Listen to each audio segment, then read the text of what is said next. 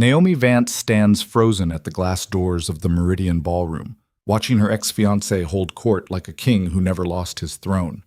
Preston Hale, slick smile, perfect hair, arm draped around his new fiancée like a trophy he earned.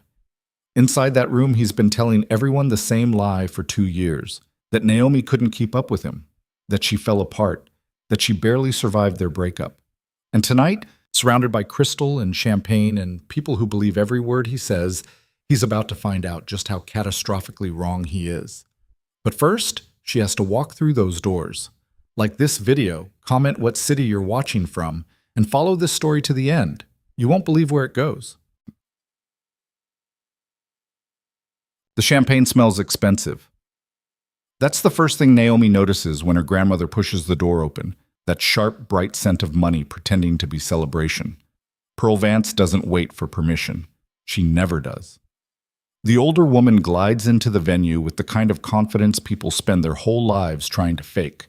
Her silver hair swept back like a weapon, her black dress sharp enough to cut glass. Naomi follows because staying outside would be worse. Cowardice has a smell too, and she spent the last 2 years making sure it doesn't cling to her anymore. The Meridian Ballroom is exactly what she expected. High ceilings, soft lighting that makes everyone look like they stepped out of a magazine.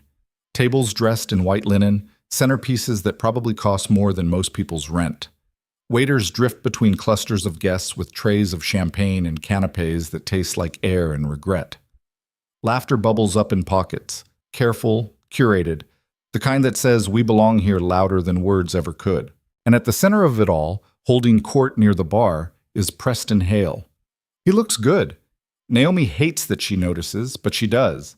Tailored navy suit, crisp white shirt open at the collar, just enough to look relaxed, like he doesn't have to try. His hair's the same as it always was, dark, perfectly styled, not a strand out of place. He's laughing at something someone said, head tilted back, hand resting casually on the small of his fiancée's back. Clara Dune. Naomi's seen the photos. Everyone has. Clara is the kind of beautiful that makes other women check their lipstick. Blonde hair that catches the light just right. A dress that probably has a name. The kind of elegance that looks effortless because it costs a fortune to maintain. She's smiling up at Preston like he hung the moon, and maybe in her world, he did. Breathe, Pearl says, not looking at Naomi. Her grandmother has already claimed 2 glasses of champagne from a passing waiter, handing one to Naomi without asking if she wants it. You look like you're about to pass out. I'm fine. You're clenching your jaw so hard I can hear your teeth grinding from here. Naomi forces herself to relax.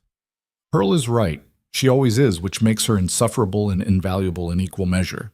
The champagne is cold in her hand, the glass slick with condensation. She takes a sip. It tastes like everything she used to want and nothing she needs anymore. Where's Leanne? Pearl asks, scanning the room with the precision of a sniper. He'll be here at 8.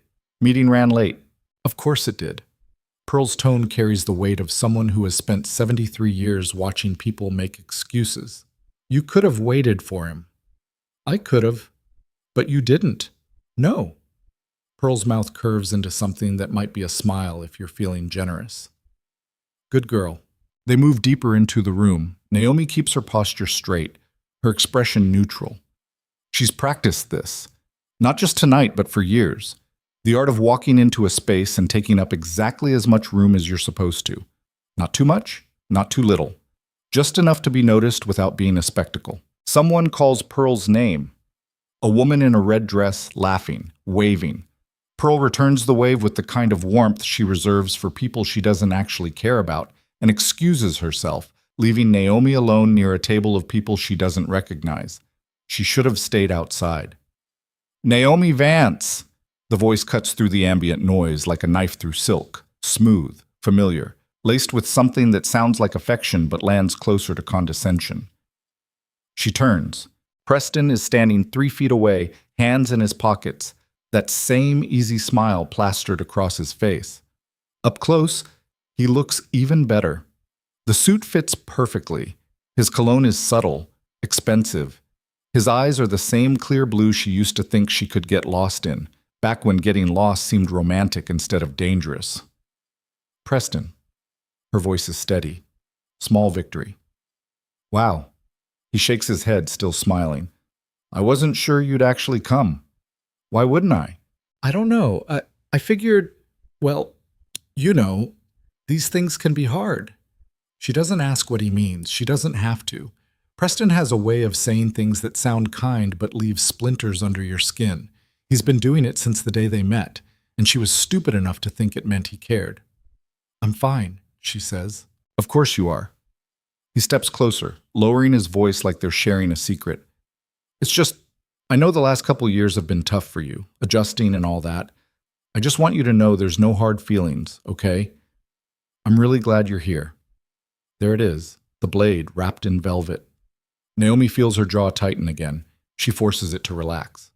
That's kind of you. I mean it. Preston's smile doesn't waver. You look comfortable. That's good. Really good. Comfortable. The word sits between them like a grenade with the pin half pulled. It's not a compliment. It's an assessment. A judgment. A way of saying you've settled without actually saying it. She could call him on it. She could ask him what he means, force him to either own the insult or backpedal. But that's the game he wants to play, and she's done playing his games. Where's Leanne? Preston asked, glancing around the room. I was hoping to meet him. He'll be here soon. Ah. Preston nods slowly, like he's just confirmed something he already suspected. Work, I'm guessing? Something like that. Yeah. Clara was saying her cousin knows someone who works at, what's the firm called again? Something architectural, right? Naomi doesn't answer. Preston knows exactly what her firm is called. He's probably Googled it, probably shown Clara, probably laughed about it over dinner. Anyway, Preston continues, his tone light, breezy. I just think it's great that you're still doing the architecture thing, even if it's on a smaller scale now. There's no shame in that, you know. Not everyone's cut out for the big leagues. Her grip tightens on the champagne glass. She doesn't let it show on her face. Preston. The voice is crisp, polished, and belongs to Clara Doone.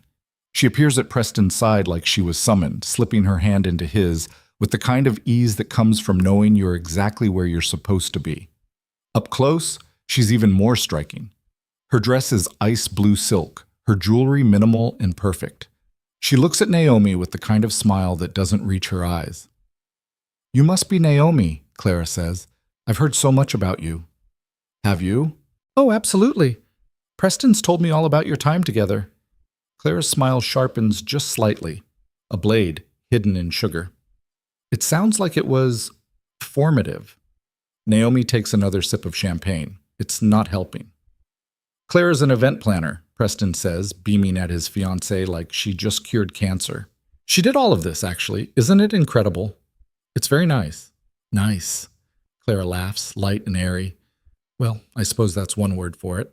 The conversation is a minefield, and Naomi is out of practice navigating it. She used to be good at this. Small talk, social chess, the careful dance of saying nothing while appearing engaged.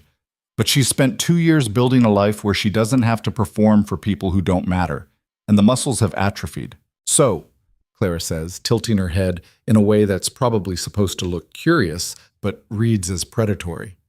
What are you working on these days? Preston mentioned you have a firm. I do. That's wonderful. Small projects, I'm guessing? Residential work? Among other things. Oh, that's so important. Clara's voice drips with sincerity. Not everyone needs a skyscraper, right? Sometimes people just need a nice little house, something cozy. Preston laughs. It's not mean exactly, but it's not kind either. Clara's always so good at finding the bright side. Naomi feels something shift in her chest. Not anger, not yet. Something colder, more deliberate. She looks at Clara, then at Preston, and sees exactly what's happening. This isn't an ambush. It's a performance. They've rehearsed this. Maybe not the exact words, but the rhythm, the tone, the way they bounce off each other like a comedy duo who've been working the same circuit for years. She could walk away. She should walk away. But Pearl appears at her elbow before she can make the decision. Naomi, darling, Pearl says, her voice carrying just enough volume to pull attention from the surrounding groups. I was just telling Margaret about your Ashcroft nomination. She's absolutely thrilled for you. The shift is immediate. Clara's smile freezes. Preston's posture changes, just a fraction, but enough. Ashcroft? Clara asks, the word careful, testing. Pearl looks at her like she just asked what the sky is. The Ashcroft Architecture Prize, surely you've heard of it. Oh, of course, Clara says quickly, too quickly. I just didn't realize that Naomi was nominated? Pearl's smile could cut diamonds. Well, she was. Among 30 architects worldwide, in fact. Quite prestigious. Preston clears his throat. That's great, Naomi, really. I didn't know you were still chasing that. Chasing? Pearl's eyebrows lift. Darling, one doesn't chase the Ashcroft. One is selected. Or hadn't you heard? The air tightens.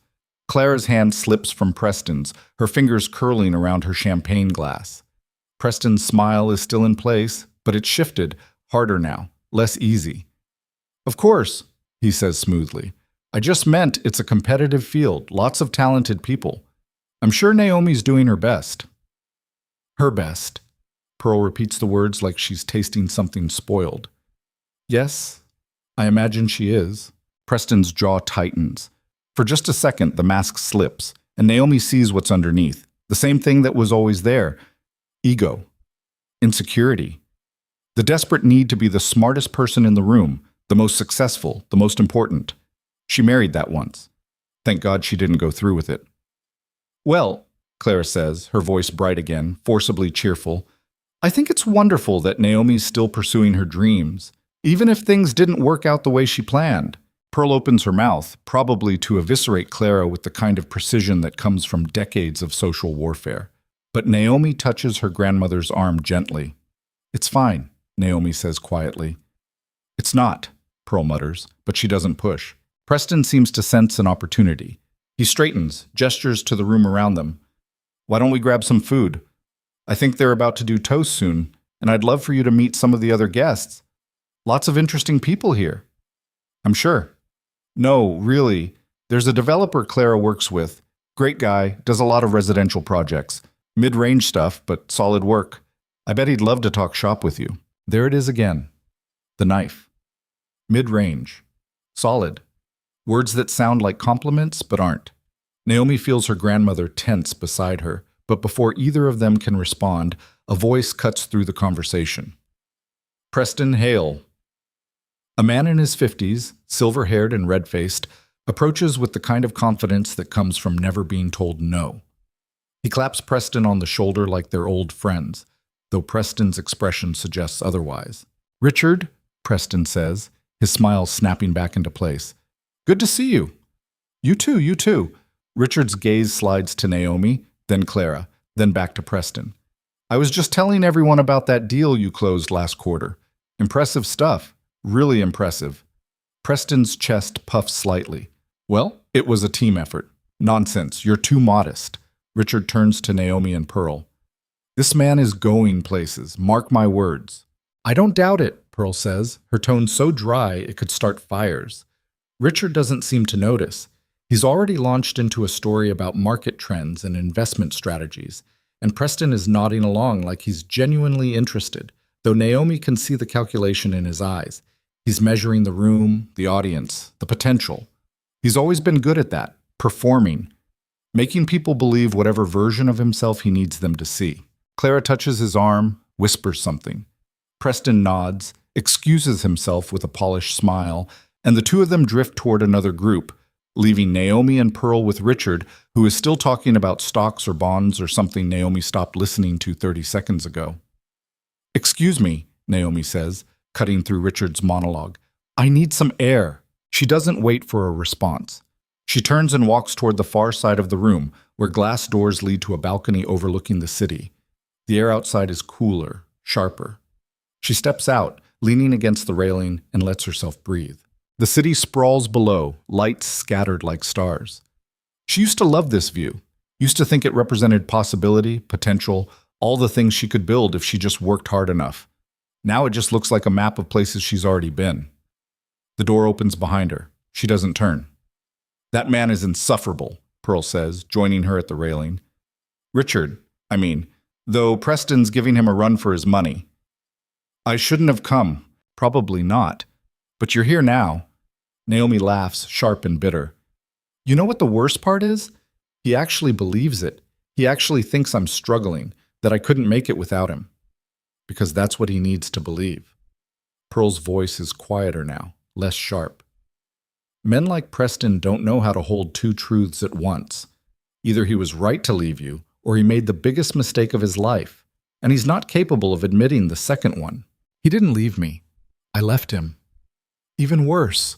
Pearl turns to look at her granddaughter, her expression softer than usual. You took away his control. That's unforgivable to a man like him. Naomi stares out at the city. Somewhere down there is her office, her firm. The building she's been designing for the last 18 months, the one that's going to change everything, the one Preston doesn't know about. When does Lan get here? Pearl asks. Naomi checks her watch. 7:52 p.m. 8 minutes. Pearl smiles. Good. I want to see Preston's face when he realizes who you married. That's not why I'm here. Maybe not, but it'll be fun anyway. The door opens again. This time, it's a woman Naomi doesn't recognize, mid-30s, dark hair, wearing a dress that's just slightly too tight. She looks flustered. Naomi Vance? The woman asks. Yes? I'm Sarah. I'm friends with the bride. Well, the bride-to-be. Emma. She glances back toward the ballroom, then lowers her voice. Can I talk to you for a second? It's kind of urgent. Naomi exchanges a glance with Pearl, then nods. Sure. Sarah steps closer, wringing her hands. Okay, so I don't want to make this awkward, but Emma's kind of freaking out inside. Preston's been, well, he's been telling people some stuff about you, and she's worried it's going to ruin her party. What kind of stuff? Sarah hesitates. He's saying you had a breakdown after you two split, that you've been struggling to get your life together, that you moved away because you couldn't handle being in the same city as him. She winces. I know it's not true, but people are listening, and Emma doesn't know what to do. Naomi feels something cold settle in her stomach. Not surprised. She's not surprised. Preston's been rewriting their history since the day she walked out.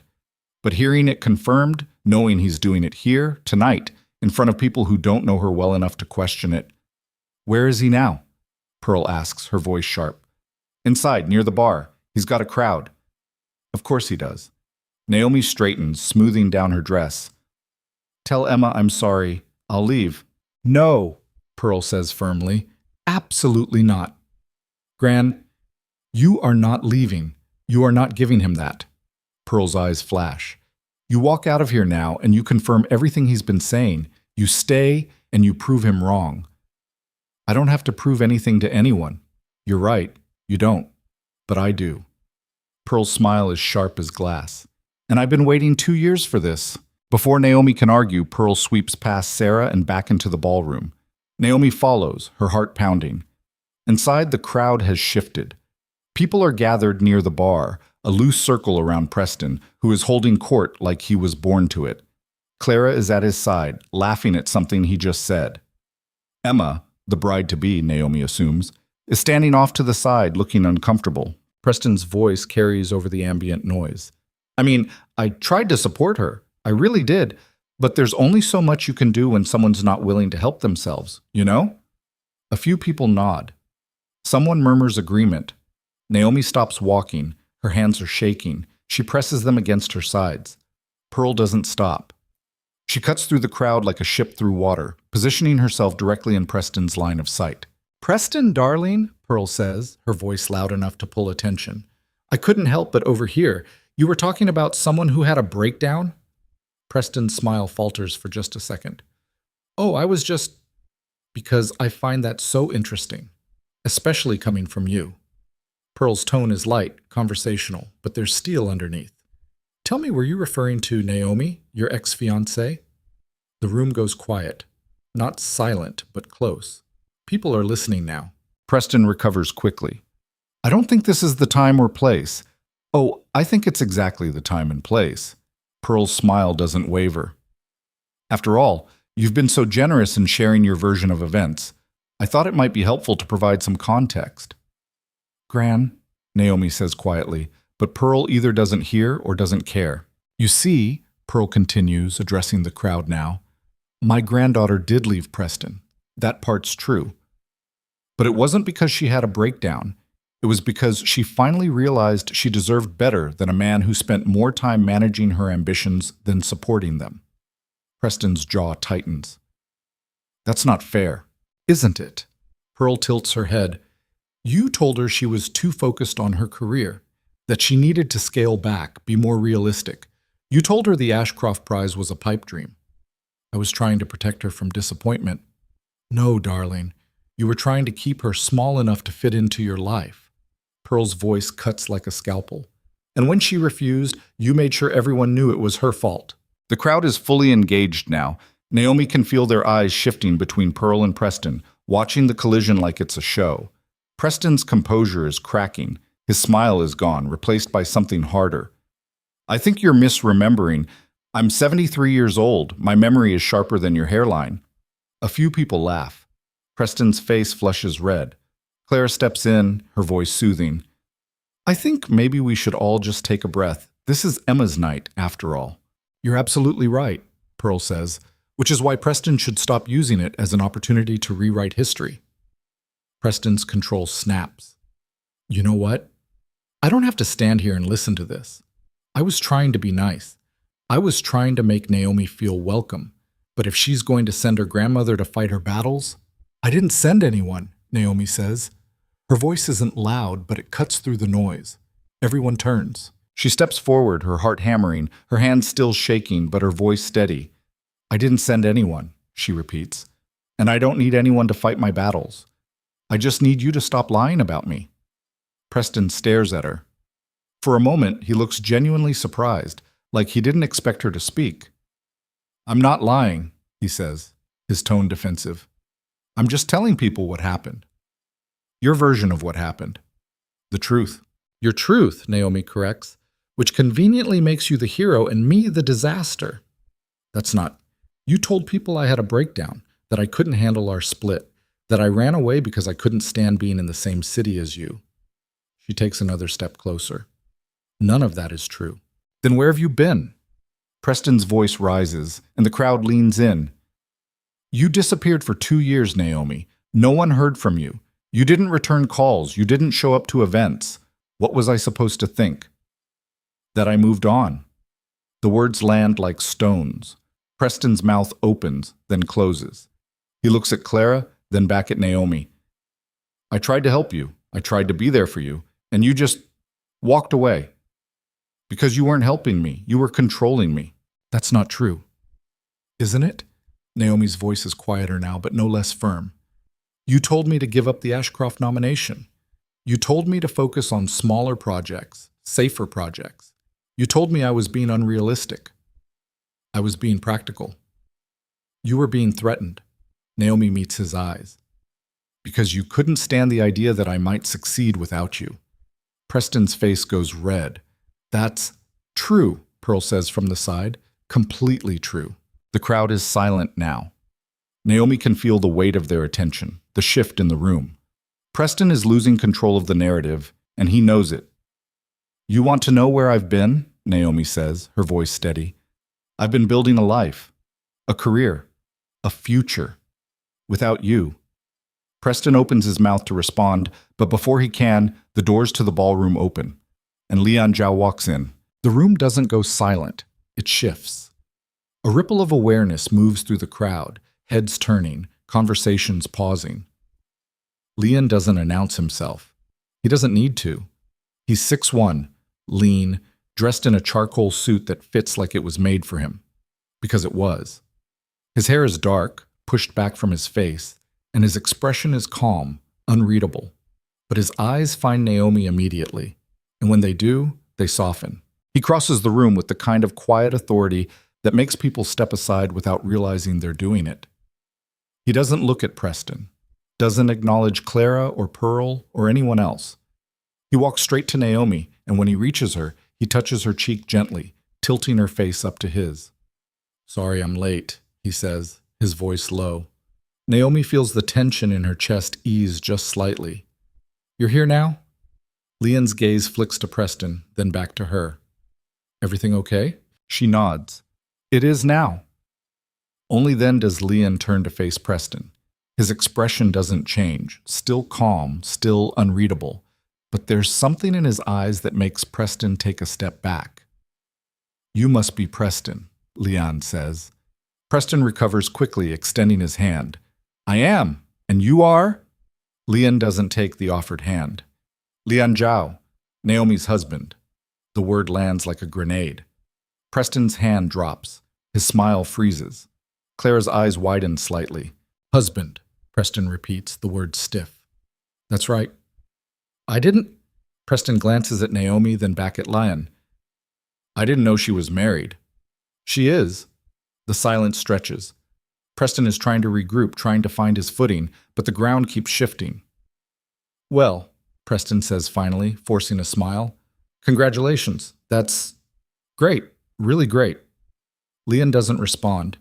He just looks at Preston with the kind of calm that makes people nervous. "So," Preston continues, his tone a little too bright, "what do you do, Leanne?" "I'm a lawyer." "Oh, corporate?" "Among other things." Preston nods, still smiling, still trying to hold the room. "That's great. Where do you practice?" "Zhao and Partners." The name lands differently than Preston expected. A few people in the crowd exchange glances.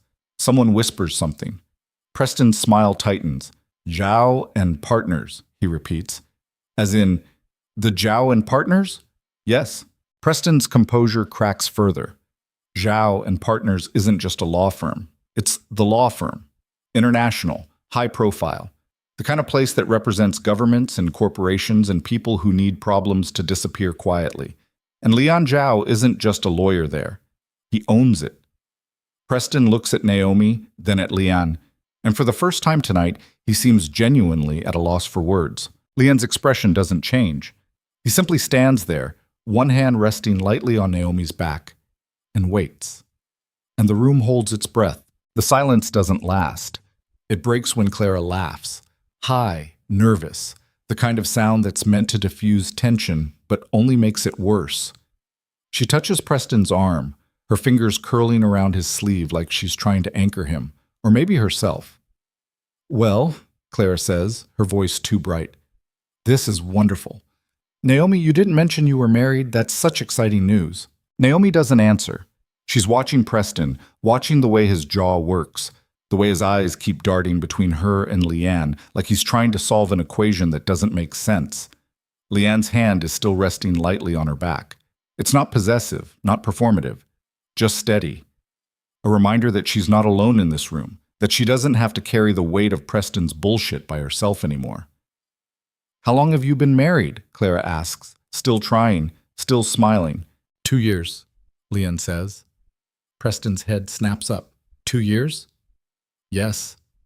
"That's—" Preston's smile is gone now, replaced by something harder, sharper. "That's quite a coincidence, considering you and I broke up 2 years ago." Naomi feels her stomach tighten. She knows where this is going. Preston can't help himself. He never could. "Not much of a coincidence," she says quietly. Preston's eyes narrow.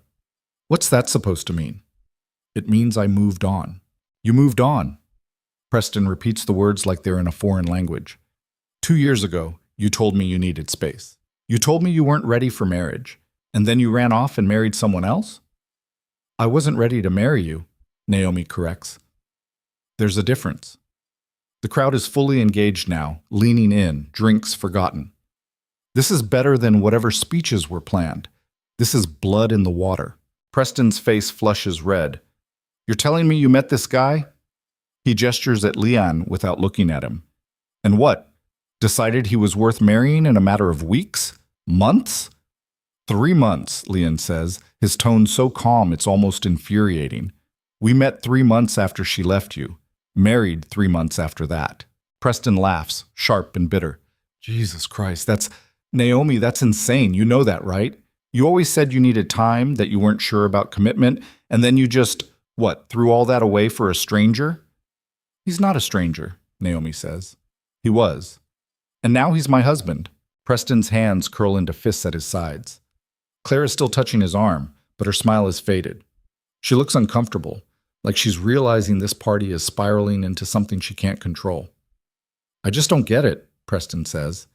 And there's something raw in his voice now, something that sounds almost genuine. You spent 3 years telling me you weren't ready. You made me wait. You made me feel like I was asking too much. And then he shows up and you're married in 6 months? Yes. Why? The question hangs in the air. Naomi feels the weight of it, the way it pulls at something she's tried hard to bury.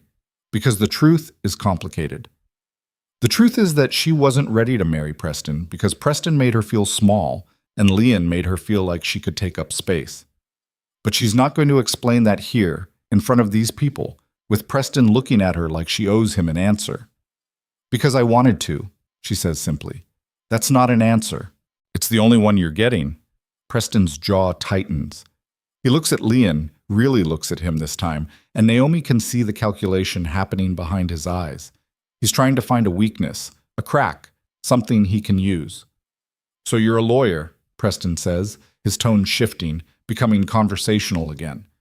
Big firm, I'm guessing. Lots of hours. Some, Leon says. Must be hard on the marriage, all that time away. We manage. I'm sure you do. Preston's smile returns, thin and sharp.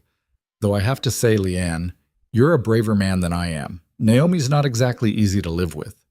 The air shifts. Leanne's expression doesn't change, but something in his posture does. Just a fraction. Just enough. Careful, Leanne says quietly. Preston raises his hands in mock surrender. I'm just saying, she's got a temper. She's stubborn. She doesn't like being told she's wrong. Trust me, I lived with it for 3 years. You live near it, Pearl says from the side, her voice cutting through the tension like a scalpel. You never actually lived with her. You lived with the version of her you tried to create. Preston's eyes flash. Stay out of this, Pearl. Or what? Pearl steps closer, her smile razor sharp. You'll tell more lies about my granddaughter? You'll rewrite history again? Please, darling, do go on. I have all night. Clara touches Preston's arm again, harder this time. Preston, maybe we should… No. Preston shakes her off, his attention fully on Pearl now.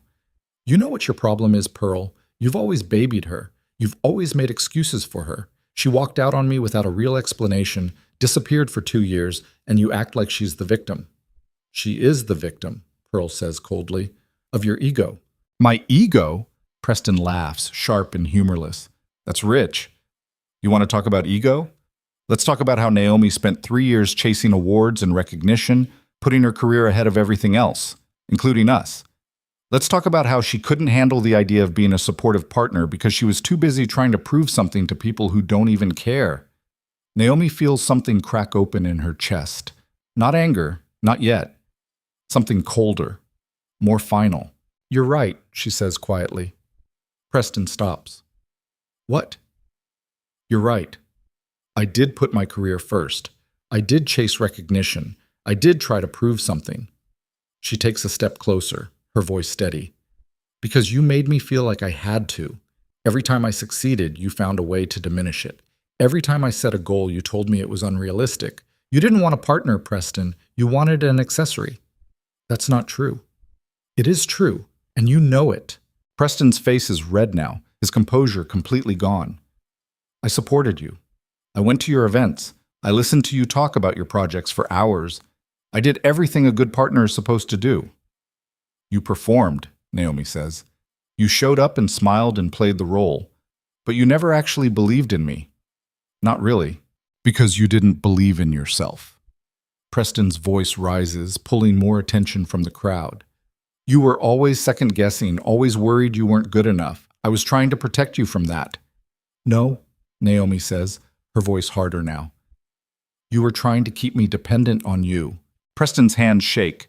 He shoves them into his pockets, his jaw working. You know what? I'm done with this. I'm done being the bad guy in your story. You want to pretend like I held you back? Fine. But we both know the truth. We both know that without me, you'd still be working at some mid-tier firm designing strip malls and parking garages. The words are designed to cut, and they do.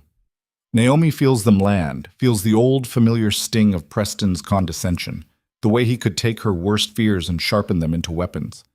But before she can respond, Leon speaks. She won. His voice is quiet, but it carries. Preston turns, his eyes narrowing. What? The Ashcroft Prize, Leon says, his tone still calm, still even. She won it 4 months ago. The room goes still. Preston stares at Leon, then at Naomi. That's not... She did, Leon continues. Out of 30 nominees from around the world, the committee selected her. Youngest winner in the prize's history. Clara's mouth opens slightly. Someone in the crowd whispers. Preston's face drains of color. You won, he says, the words flat. Naomi doesn't answer. She doesn't need to. Why didn't you say anything? Preston's voice is quieter now, uncertain. Because it's none of your business, Pearl says sharply. Preston ignores her, his eyes locked on Naomi. You won the Ashcroft Prize, the thing you were chasing for years, the thing I told you. He stops, his jaw working. And you didn't think to mention it? Why would I? Because... Preston's voice cracks slightly. Because it's a big deal, Naomi. It's a huge deal. You should be celebrating. You should be... I did celebrate, Naomi says, with people who actually care. The hit lands. Preston flinches, his hands clenching in his pockets. Clara steps in, her voice soothing, trying to salvage what's left. That's wonderful, Naomi. Really. Congratulations. I'm sure you worked very hard. She did, Leanne says. She also launched her own firm, VA Architecture, secured a major contract with the city for a sustainable housing development, 300 units, breaks ground next month. Preston's face goes white. 300 units, Leanne finishes, mixed income housing. City Council approved it unanimously. It's already generating national attention. The crowd is murmuring now, whispers spreading like wildfire. Naomi can see the shift happening in real time, the way people are looking at her differently, the way Preston's carefully constructed narrative is crumbling under the weight of facts he didn't know existed. I didn't know, Preston says, and for the first time tonight, he sounds genuinely lost. Naomi, why didn't you tell me? Because we're not friends, Preston. We're not anything. You're my ex-fiancée, and I moved on. But there's no but. You spent 2 years telling people I couldn't handle my life without you. You made me the punchline of your story, and I let you because I didn't care enough to correct you. She takes a breath, steadying herself. But now you're doing it in front of people I actually care about, and I'm done letting it slide. Preston's mouth opens, then closes. He looks around the room, at the faces staring back at him, and Naomi can see him realizing that he's lost. Not just the argument, but the room, the narrative, everything. I was trying to help you, he says, his voice small. No, Naomi says. You were trying to make yourself feel better. Clara touches his arm again, whispers something urgent. Preston nods stiffly, his jaw tight. He looks at Naomi one more time, and there's something raw in his eyes. Hurt, maybe, or anger, or some mix of both. Congratulations, he says finally, the word bitter. I hope it was worth it. He turns and walks away, Clara trailing behind him. The crowd parts to let them through, and then they're gone, disappearing into the far side of the ballroom. The room exhales. Conversations resume slowly, tentatively. Someone laughs. A waiter appears with fresh champagne. Pearl touches Naomi's shoulder, squeezing gently. Well, Pearl says, her voice dry. That was fun. Naomi doesn't answer. She's staring at the spot where Preston disappeared, her heart pounding, her hands shaking. She feels Leon's hand on her back again, grounding her. You okay? He asks quietly. I don't know. Let's get some air. She nods. They move toward the balcony, Pearl following. Outside, the city sprawls below them, lights flickering in the dark. Naomi leans against the railing, her breath coming fast and shallow. I shouldn't have said all that, she says. Yes, you should have, Pearl says firmly. He needed to hear it. It doesn't matter what he needed. I made a scene. Good, Pearl says. You've spent 2 years being invisible. It's about time you made some noise. Naomi shakes her head, her hands gripping the railing. This is Emma's engagement party. I just ruined it. You didn't ruin anything, Leanne says. Preston did that all by himself. He's going to tell everyone I'm the problem. He's going to spin this. Let him, Leanne says. The truth is already out there. People heard it. They'll remember. Naomi turns to look at him. His face is calm, his expression steady. He's not angry, he's not rattled. He's just there, solid, unmovable. You didn't have to do that, she says quietly. Do what? Tell everyone about the prize, the firm, the housing project. Why not? Because it wasn't yours to tell. Leanne's expression softens. You're right. I'm sorry. I should have asked first. Naomi's throat tightens. She looks away, blinking hard. It's fine. I wasn't ready for people to know yet. Why not? Because she trails off, searching for the right words. Because once people know, it becomes real. And once it's real, I have to live up to it. And I'm not sure I can. Leon steps closer, his hand finding hers. You already are living up to it. You've been living up to it for 2 years. The only person who doesn't see that is you. Naomi's chest aches. She looks down at their joined hands, his fingers warm and steady around hers. What if I fail? She whispers. Then you fail, Leon says simply. And then you get back up and try again. That's how it works. You make it sound easy. It's not easy, but it's simple. Pearl snorts. God, you two are nauseating. Naomi laughs despite herself, the sound shaky. She wipes her eyes, straightens her shoulders. I need a drink.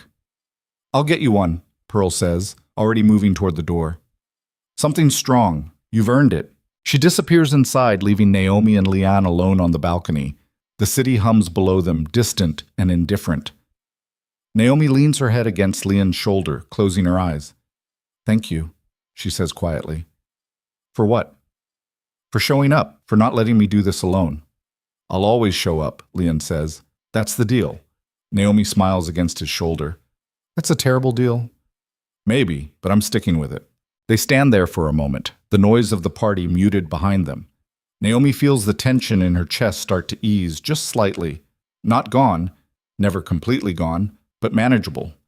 The door opens. Pearl returns with 2 glasses of whiskey, handing one to Naomi. Drink. You look like you need it. Naomi takes the glass, sipping. The whiskey burns going down, sharp and grounding. What now? Pearl asks. Now? Naomi takes another sip. Now I go back in there and pretend like everything's fine. Or, Pearl says, her eyes glinting, you could make an entrance. Naomi looks at her grandmother. What are you talking about? You've already caused a scene, darling. Might as well own it. Pearl's smile is wicked. Let's go back in there and remind everyone exactly who you are. Naomi hesitates. Part of her wants to leave, to walk out of this party, and never look back. But another part, the part that's been quiet for too long, wants to stay. Wants to stand in that room and let Preston see exactly what he lost. Okay, she says. Pearl's smile widens. That's my girl. They walk back inside together. The party has resumed, but the energy has shifted. People glance at Naomi as she passes. Some curious, some sympathetic, some calculating. She ignores them all, moving through the room with her head high. Near the bar, Emma, the bride-to-be, intercepts her. She's a petite woman in her early 30s, brown hair swept into an elegant updo, her expression anxious. Naomi, Emma says, her voice low. I am so sorry. I had no idea Preston was going to... I didn't know he'd... It's fine, Naomi says. It's not fine. This is my engagement party, and it's turned into... Emma gestures vaguely at the room.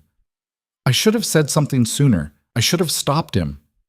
It's not your job to stop him. I know, but Emma's eyes are shiny with unshed tears. I just wanted tonight to be perfect, and now everyone's talking about me, Naomi finishes. I know, and I'm sorry. I didn't mean to make this about me. You didn't make it about you. Preston did. Emma takes a breath, steadying herself. For what it's worth, I never believed the things he said. About you struggling, or having a breakdown, or any of it. I always thought you were brave for leaving him.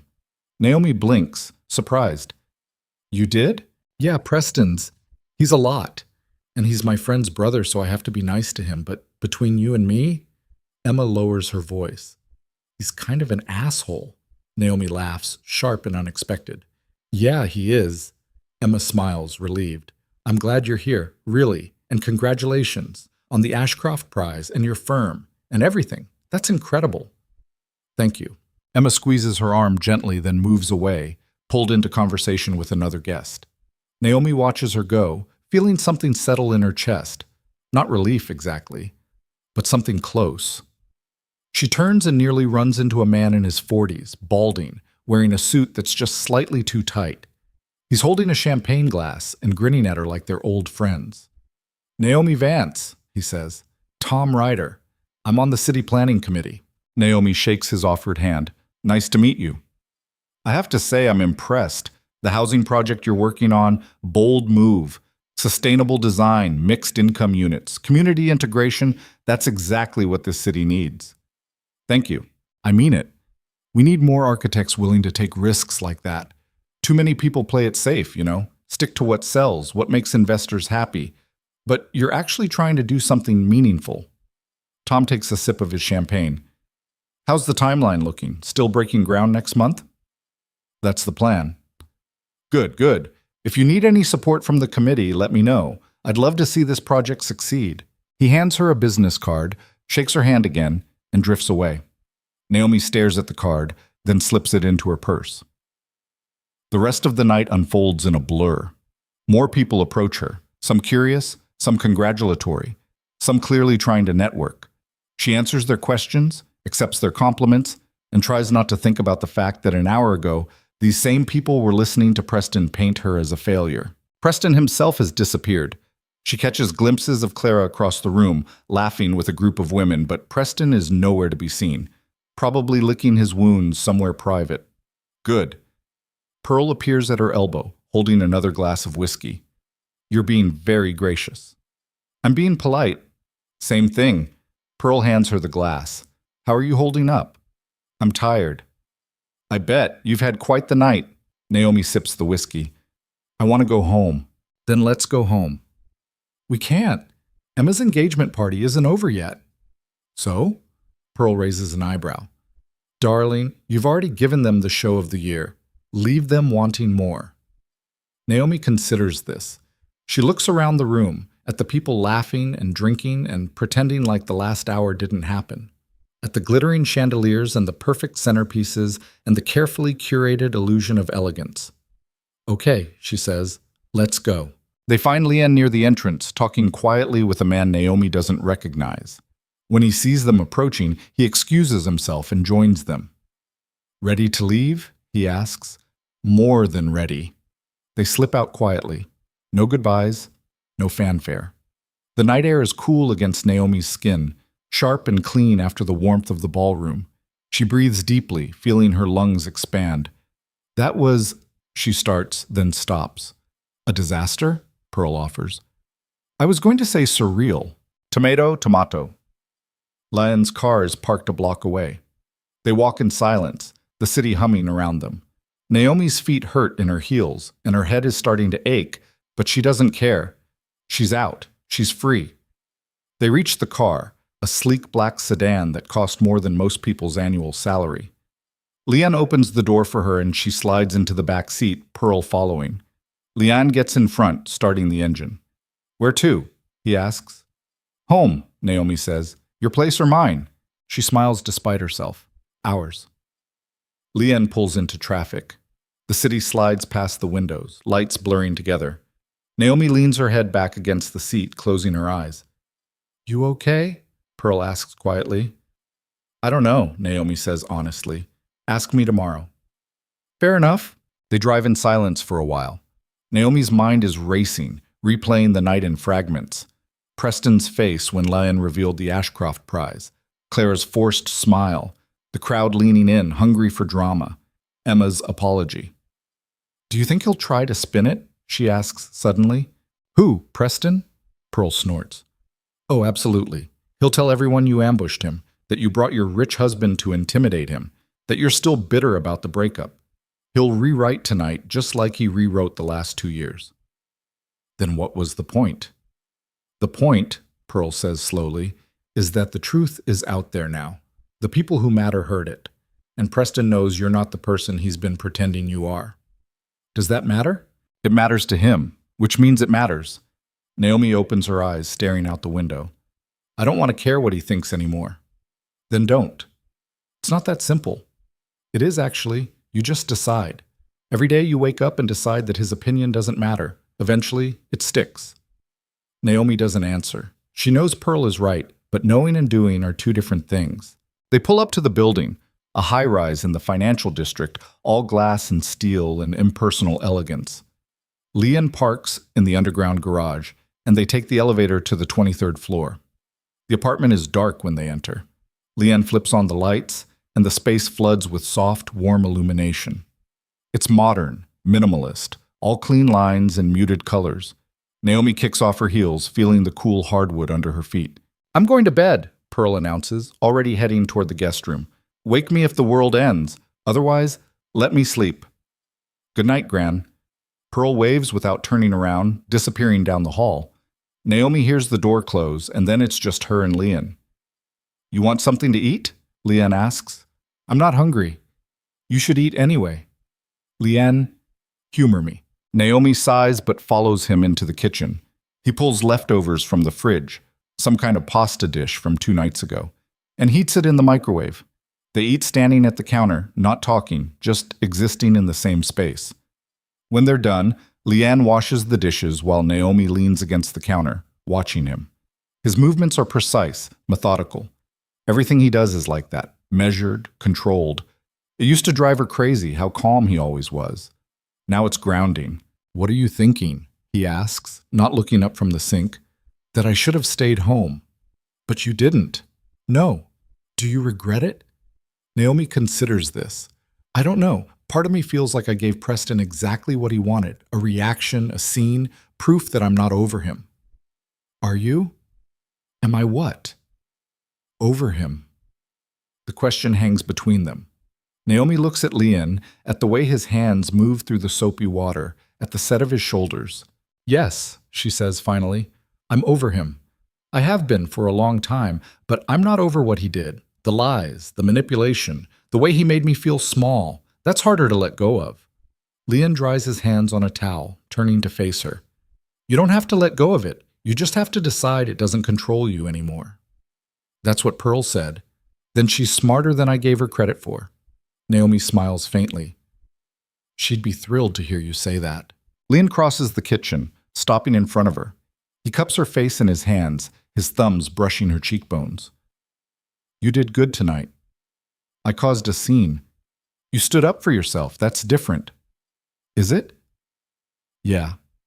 He kisses her forehead, gentle and brief. "It is." Naomi leans into him, resting her forehead against his chest. She can hear his heartbeat, steady and even. It's the most solid thing in her world right now.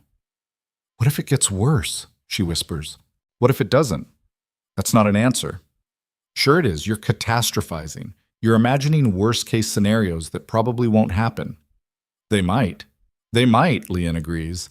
"But worrying about it now won't change anything, so why waste the energy?" Naomi pulls back, looking up at him. "How are you so calm all the time?" "I'm not. I'm just good at pretending."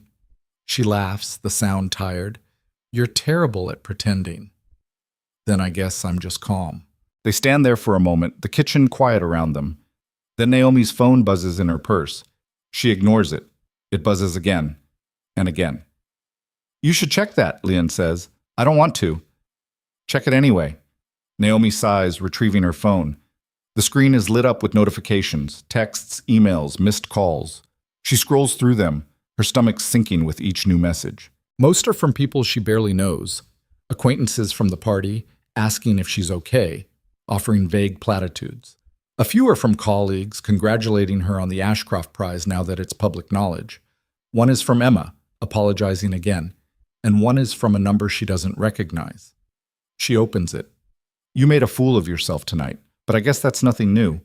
Enjoy your moment. It won't last. No name, no signature, but she knows who sent it."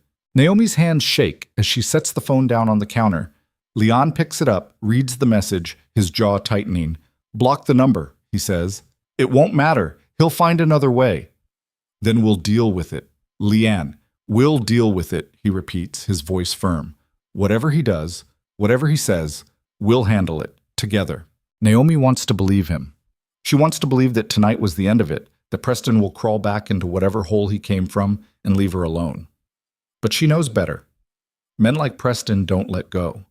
They hold on, dig in, make sure you feel the weight of their presence, even when they're not in the room. Her phone buzzes again. Another text from the same unknown number. You think you won tonight? You didn't. You just showed everyone how desperate you are for validation. Pathetic. Naomi's vision blurs. She doesn't realize she's crying until Lan's hands are on her face, wiping away the tears. Don't, he says quietly. Don't let him do this to you. I can't help it. Yes, you can. His voice is gentle but firm. You're stronger than this. You're stronger than him. Naomi closes her eyes, breathing through the tightness in her chest. She wants to believe him. She wants to believe she's moved past this, that Preston's words can't touch her anymore. But they do. They always do. I need to make a call, she says suddenly, pulling away from Lian. Who? Sarah Chen, the journalist from the Tribune. Lian's eyebrows lift. Why? Because if Preston's going to spin tonight, I need to control the narrative. And Sarah's been asking for an interview about the housing project for weeks. Naomi, I'm done hiding, she says, her voice steadier now. I'm done letting him define me. If people are going to talk, they're going to talk about the truth, not his version of it. Lian studies her for a moment, then nods. Okay, call her. Naomi picks up her phone, scrolling through her contacts until she finds Sarah's number. It's late, almost 11, but she dials anyway. Sarah answers on the third ring, her voice groggy. Hello? Sarah, it's Naomi Vance. A pause, then more alert. Naomi, hi. Is everything okay? I want to do the interview, the one you've been asking about. I want to do it tomorrow. Tomorrow? Sarah sounds awake now, energized. Are you sure? Yes. Okay, yeah, we can do that. What changed your mind? Naomi looks at Lian, who's watching her with something that might be pride. I'm tired of being quiet. Fair enough. Let me grab my calendar. There's rustling on the other end of the line. How about 10 a.m.? My office? Perfect. Great. And Naomi, thank you. This is going to be a fantastic piece. I hope so. They hang up. Naomi sets the phone down, her hands still shaking but her resolve firm. You're sure about this? Lian asks. No, Naomi says honestly. But I'm doing it anyway.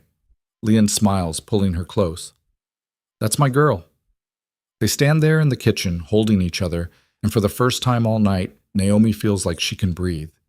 But in the back of her mind, Preston's text lingers.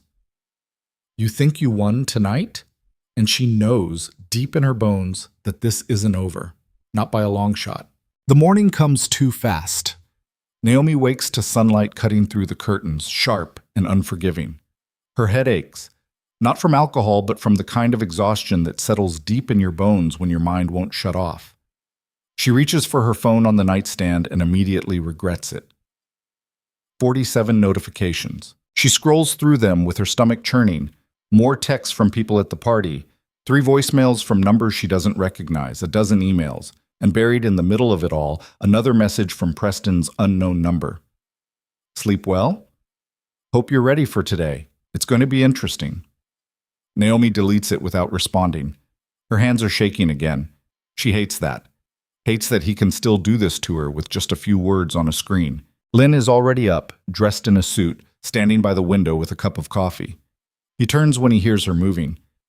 You slept 3 hours, he says. I know. You need more than that. I'll sleep when I'm dead. She swings her legs out of bed, rubbing her face. What time is it?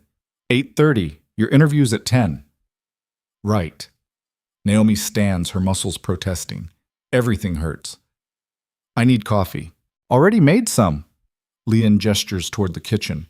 And Pearl's eating all the bagels. Naomi manages a weak smile and shuffles out of the bedroom. In the kitchen, Pearl is indeed demolishing a sesame bagel, crumbs scattered across the counter like evidence of a crime. You look terrible, Pearl says without preamble. Good morning to you too. I'm serious. You have bags under your bags. Are you sure you want to do this interview today? I have to. Naomi pours herself coffee, black, no sugar. It tastes like burnt dirt, but she drinks it anyway. If I don't control the narrative now, Preston will. Let him, who cares? I care.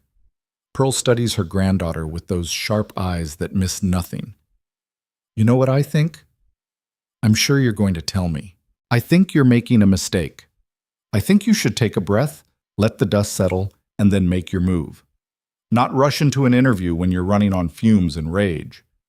I'm not running on rage. Darling, you're vibrating with it. Naomi sets the coffee cup down harder than necessary. What do you want me to do, Gran? Sit back and let Preston tell everyone I'm unstable? Let him rewrite last night however he wants? I want you to think strategically instead of emotionally. I am thinking strategically. No, Pearl says quietly. You're thinking like someone who's been backed into a corner, and people in corners make stupid decisions. The words land like a slap. Naomi opens her mouth to argue, but Leon appears in the doorway. Car's ready whenever you are, he says. Naomi looks at her grandmother, then at her husband, then at the clock on the wall. 9:15. She has 45 minutes to pull herself together, look presentable, and convince a journalist that she's a successful architect with her life in order, not a woman unraveling at the seams. I'm going to shower, she says. She doesn't wait for a response. The water is scalding hot, the way she likes it. Naomi stands under the spray and tries to organize her thoughts into something coherent. The interview is supposed to be about her housing project, 300 units of sustainable, mixed-income housing that will transform an entire neighborhood. It's the biggest project of her career, the one that's supposed to cement her reputation as an architect who actually gives a damn about people instead of just profit margins. But she knows Sarah Chen, the journalist, is good, too good. She'll ask about the party, about Preston, about the Ashcroft Prize that Naomi kept secret for 4 months. And Naomi will have to answer, have to smile and sound composed while her entire life feels like it's balanced on a knife's edge. She gets out of the shower, dries off, stares at her reflection in the mirror. The bags under her eyes are exactly as bad as Pearl said. No amount of concealer is going to fix that. She does her best anyway. By the time she's dressed, navy blazer, white blouse, tailored pants that make her look professional instead of desperate. It's 9:40. Leon is waiting by the door, keys in hand. You ready? He asks. No, but let's go anyway. The drive to the Tribune offices takes 20 minutes. Naomi spends it staring out the window, watching the city slide past.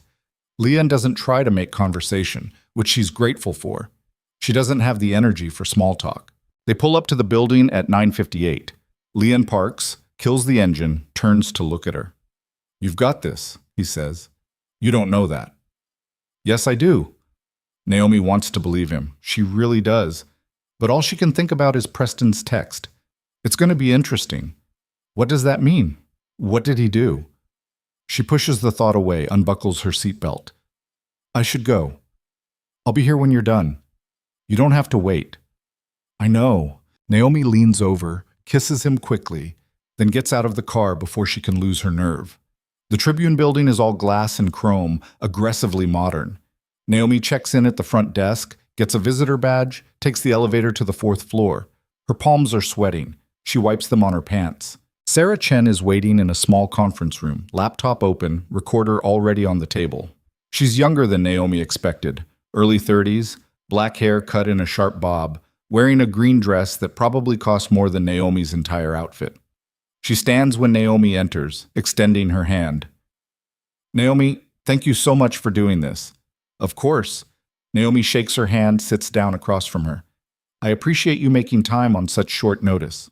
Are you kidding? This is the interview I've been chasing for weeks. Sarah settles back into her chair, flipping open her notebook.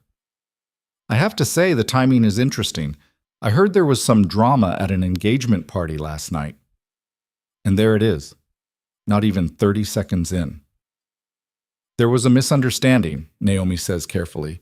Nothing worth discussing. Really? Because I heard your ex-fiancé was telling people you'd had a breakdown. Naomi's jaw tightens. He was mistaken.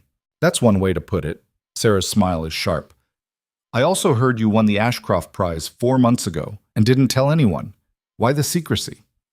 It wasn't secrecy. I just wasn't ready to make it public. Why not? Because I wanted the work to speak for itself, not the awards. Sarah scribbles something in her notebook. That's admirably humble, though it does seem like you're letting other people control your narrative. Your ex-fiancé, for instance. He's been shaping the story of your breakup for 2 years. Don't you think it's time you told your side? Naomi feels her pulse quicken. I don't think my personal life is relevant to this interview. Everything's relevant when you're a public figure. And whether you like it or not, winning the Ashcroft Prize made you a public figure. I'm an architect, not a celebrity. You're both now. Sarah leans forward slightly. Look, Naomi, I'm not trying to ambush you, but people are going to talk about last night. They're going to ask questions. You can either control that conversation or let someone else do it for you. I'm offering you the chance to control it. Naomi takes a breath, steadying herself. Sarah's right. She knows Sarah's right. But sitting here, under the fluorescent lights, with a recorder capturing every word, it feels like being dissected. What do you want to know? She asks finally. The truth. What really happened between you and Preston Hale? Naomi looks at the recorder, then back at Sarah. He wanted me to be smaller than I was, and I refused. Can you elaborate? He said he supported my career, but what he really wanted was for me to scale back, to take smaller projects, safer projects, to make myself more manageable. Naomi's voice is steady now, the words coming easier than she expected. And when I wouldn't do that, he started rewriting the narrative, telling people I was unstable, that I couldn't handle success, that I needed him to keep me grounded. But you left him. Yes. Why? Because I realized I'd rather fail on my own terms than succeed on his. Sarah's pen moves across the page, rapid and precise. And the Ashcroft Prize? When did you find out you won? 4 months ago. Why didn't you announce it? Naomi hesitates. This is the question she's been dreading because the answer makes her sound exactly as insecure as Preston always said she was. Because I was afraid, she says quietly. Sarah looks up. Of what? Of not living up to it. Of people expecting more than I could deliver. Of proving Preston right. The admission hangs in the air. Sarah doesn't write it down immediately. She just watches Naomi, her expression unreadable. And now? Sarah asks. Now I'm tired of being afraid. Sarah nods slowly, making another note. Let's talk about the housing project. 300 units, mixed income, sustainable design. That's ambitious. It is. Some people are saying it's too ambitious, that you're in over your head. Some people always say that. Are they right? No. How can you be sure? Naomi leans forward, her hands flat on the table. Because I've spent 2 years designing this project. I've run the numbers, consulted with engineers, worked with community leaders to make sure it actually serves the people who need it. This isn't some vanity project. It's housing, real housing for real people. And if that makes me ambitious, then fine. I'll own it. Sarah's smile is genuine this time. That's a great quote. They spend the next 30 minutes talking about the project, the design principles, the sustainability features, the partnerships with local organizations. Naomi finds her rhythm, the words coming easier as she talks about something she actually cares about instead of her failed relationship. But then Sarah glances at her phone and her expression changes. Naomi, she says slowly, I need to ask you something, and I need you to be honest with me. Naomi's stomach drops. Okay. Did you plagiarize the design for your housing project? The room tilts. What? Sarah turns her laptop around. On the screen is an article, posted 20 minutes ago, with the headline, Ashcroft Winner Accused of Plagiarism. Naomi's vision blurs. She leans closer, reading. Sources close to architect Preston Hale have come forward with allegations that Naomi Vance's award-winning housing project bears striking similarities to an unpublished design Hale created during their relationship. According to these sources, Vance had access to Hale's work and may have used key elements without attribution. When reached for comment, Hale stated, I don't want to make accusations, but the similarities are concerning. I just hope the truth comes out. Naomi can't breathe. Her hands are shaking so badly she has to grip the edge of the table. This is insane, she says. He's lying. He's making this up. Is he? Sarah's voice is careful, neutral. Because I pulled some of his old portfolio work, and there are similarities. The modular design, the community integration model, even some of the sustainable features. Those aren't proprietary concepts. Every architect working in sustainable housing uses those principles. Maybe. But the optics are bad, Naomi. Really bad. He's lying, Naomi repeats, her voice rising. He never designed a housing project like this. He worked in commercial real estate, high-end office buildings.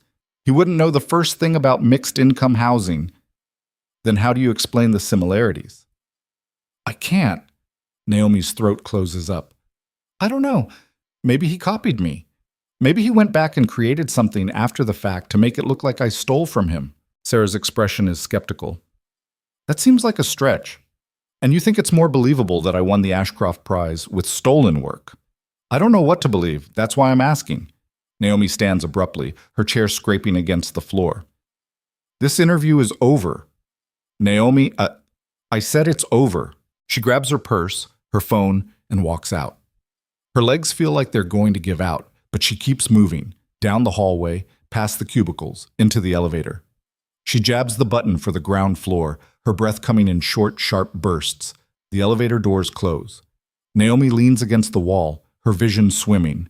Preston did this. He planned this. Last night wasn't just ego or anger, it was strategy.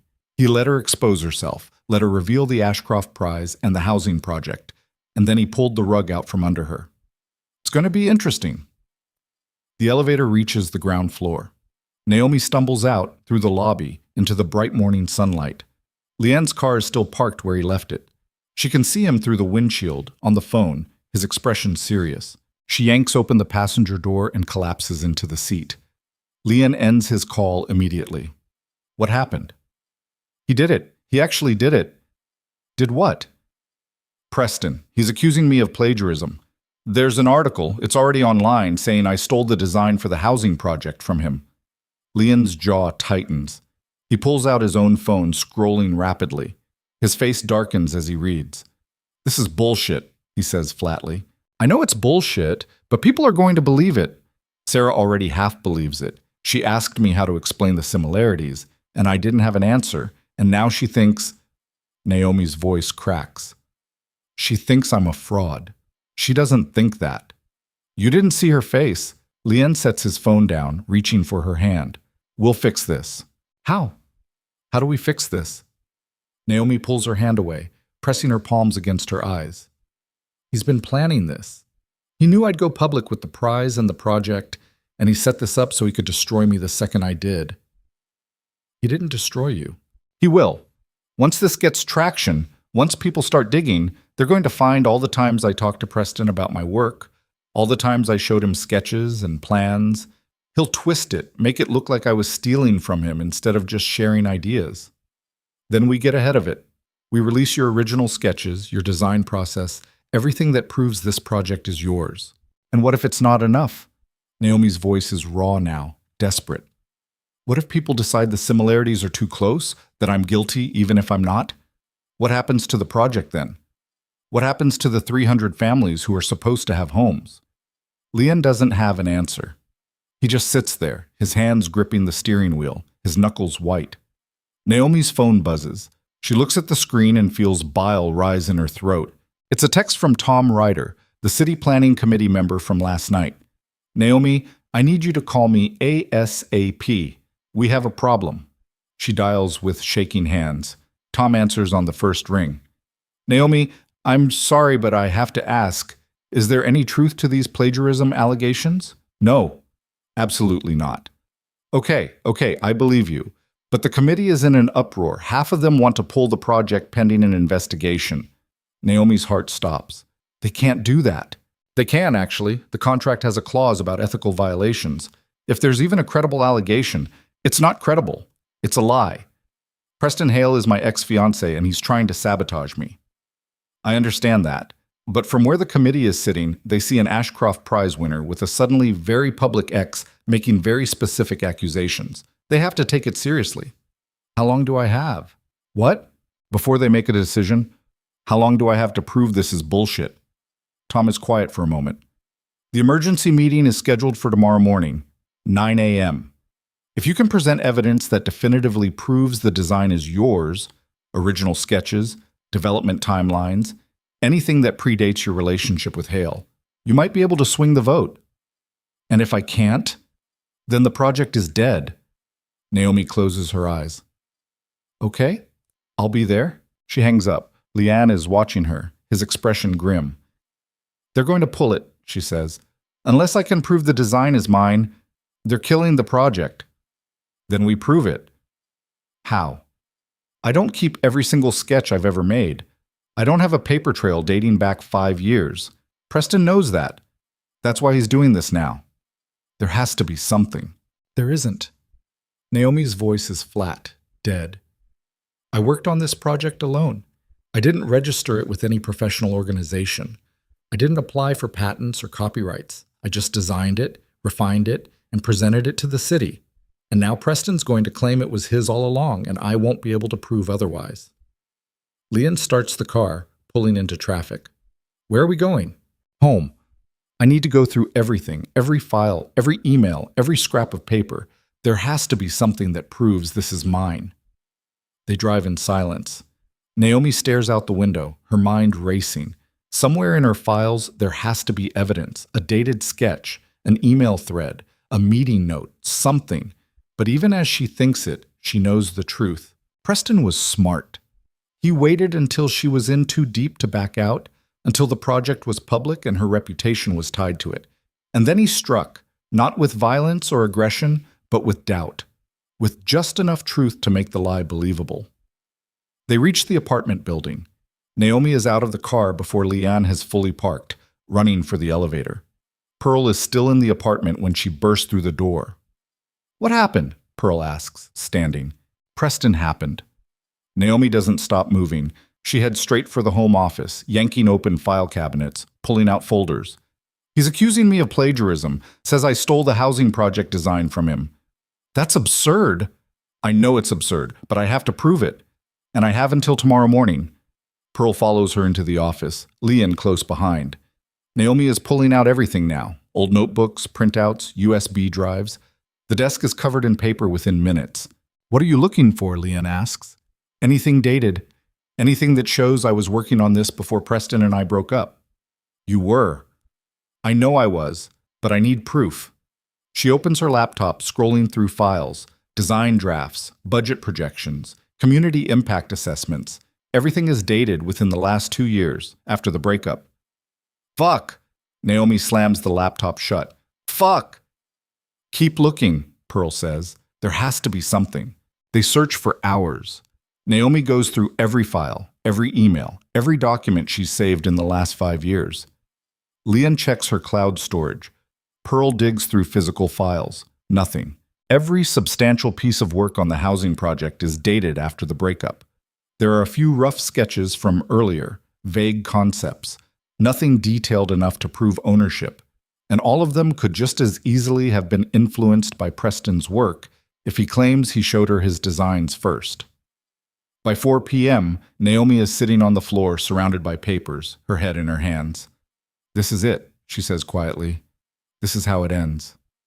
Stop, Leon says. I can't prove it's mine. The committee is going to kill the project, and even if they don't, the Ashcroft Committee will probably revoke the prize. My reputation is finished. Naomi, no. She looks up at him, her eyes red. You don't understand. Preston wins. He gets to walk away clean, and I'm left with nothing, just like he always said I'd be. Pearl sits down next to her granddaughter, her arm around Naomi's shoulders. We'll figure this out. There's nothing to figure out. Naomi's voice is hollow. He planned this perfectly, and I walked right into it. Her phone buzzes again. She almost doesn't look, but then she sees the name on the screen. Sarah Chen. She opens the message.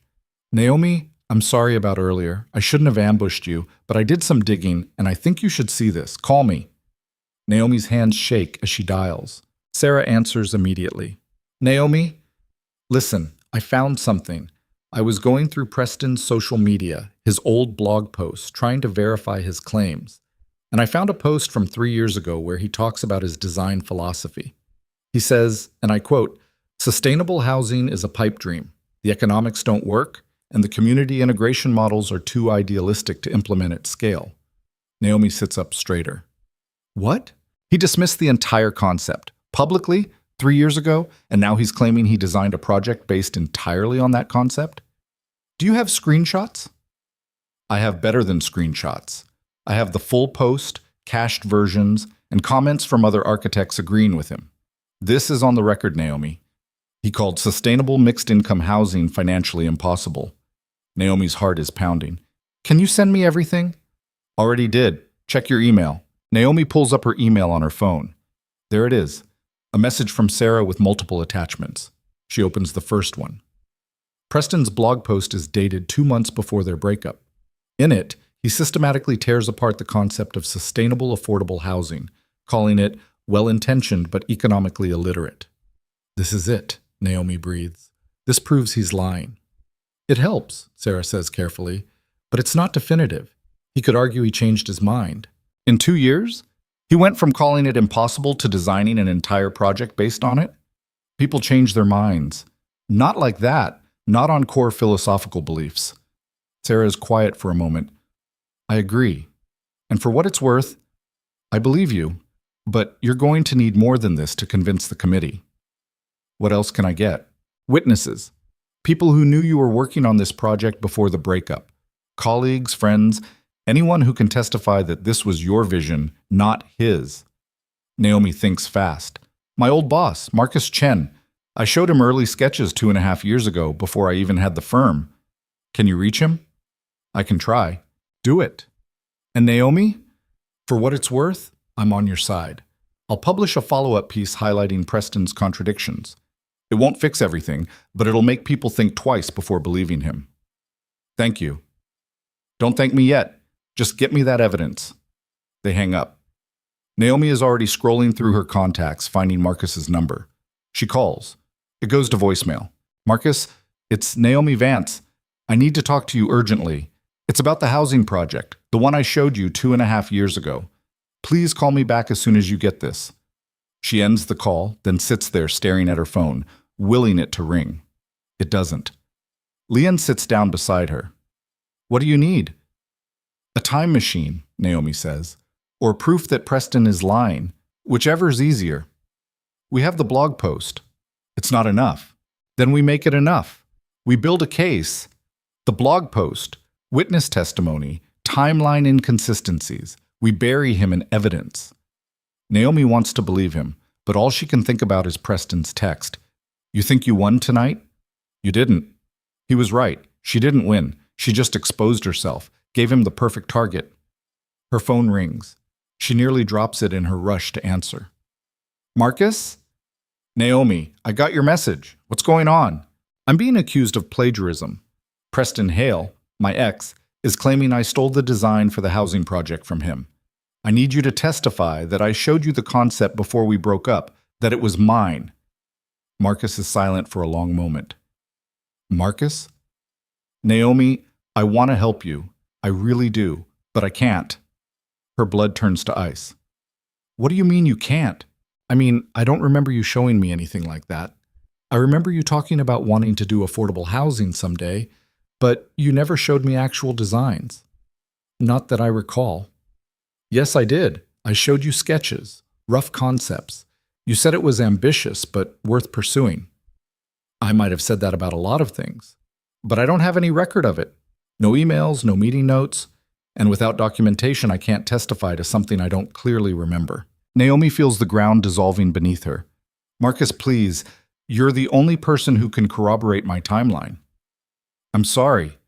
If I testify and it turns out I'm wrong, it damages both of our credibility. I can't take that risk. So you're just going to let Preston destroy me? I'm not letting anyone do anything. I'm just being honest about what I remember and what I don't. Naomi's hand tightens on the phone.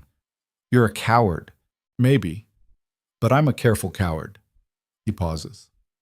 For what it's worth, I hope you can prove he's lying. You're a good architect, Naomi. You deserve better than this. The call ends. Naomi sits there, the phone still pressed to her ear, and feels something inside her break. Leon is saying something. Pearl is saying something, but she can't hear them over the roaring in her head. Preston wins. He actually wins. The housing project is dead. Her reputation is destroyed. The Ashcroft Prize will be revoked. Everything she built in the last 2 years, gone. And there's nothing she can do to stop it. She stands slowly, walking to the window. The city spreads out below, indifferent and endless. Somewhere down there, Preston is probably celebrating. probably calling Clara, telling her how perfectly the plan worked. Naomi presses her forehead against the glass, closing her eyes. She spent 2 years building a life that didn't need him. 2 years proving she could succeed without his approval, his support, his presence. And in 24 hours, he's torn it all down. Naomi. Leanne's voice is quiet behind her. She doesn't turn around. What do you need me to do? He asks.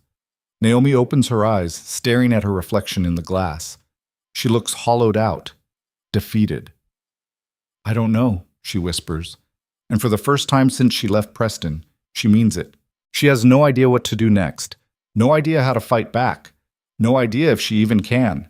Behind her, Leanne and Pearl are talking in low voices, planning something, strategizing, but Naomi can't focus on their words. All she can think about is the committee meeting tomorrow morning. 9 a.m., 14 hours away. 14 hours to find proof that doesn't exist. 14 hours to save a project that's already dead. Her phone buzzes one more time. Another text from Preston's unknown number. Told you it would be interesting. Naomi's grip tightens on the phone. Her jaw sets. And somewhere beneath the despair, beneath the exhaustion, beneath the crushing weight of everything she's about to lose, something cold and sharp and furious begins to wake. The fury doesn't come all at once. It builds slowly, cell by cell, until Naomi can feel it humming beneath her skin like electricity looking for a way out. She stands at the window for a long time, her forehead pressed against the cold glass, Preston's text burning into her retinas. Behind her, Leanne and Pearl have gone quiet, probably reading the shift in her posture, the way her shoulders have stopped shaking and gone rigid instead. Naomi, Leanne says carefully. She doesn't answer. She's too busy replaying the last 48 hours in her head. Every word Preston said, every calculated smile, every moment he made her feel small while pretending to care. The engagement party wasn't a coincidence. The plagiarism accusation wasn't reactive. He planned this. All of it. He let her walk into his trap with her eyes wide open, and she was so focused on proving she'd moved on that she never saw the knife coming. But she sees it now. And she's done bleeding. Naomi turns from the window. Leanne and Pearl are watching her with identical expressions, concern mixed with wariness, like they're looking at something volatile that might detonate. I need my files, Naomi says. Her voice is flat, controlled. All of them. Every sketch, every iteration of the housing project, every email I sent to the city council, everything.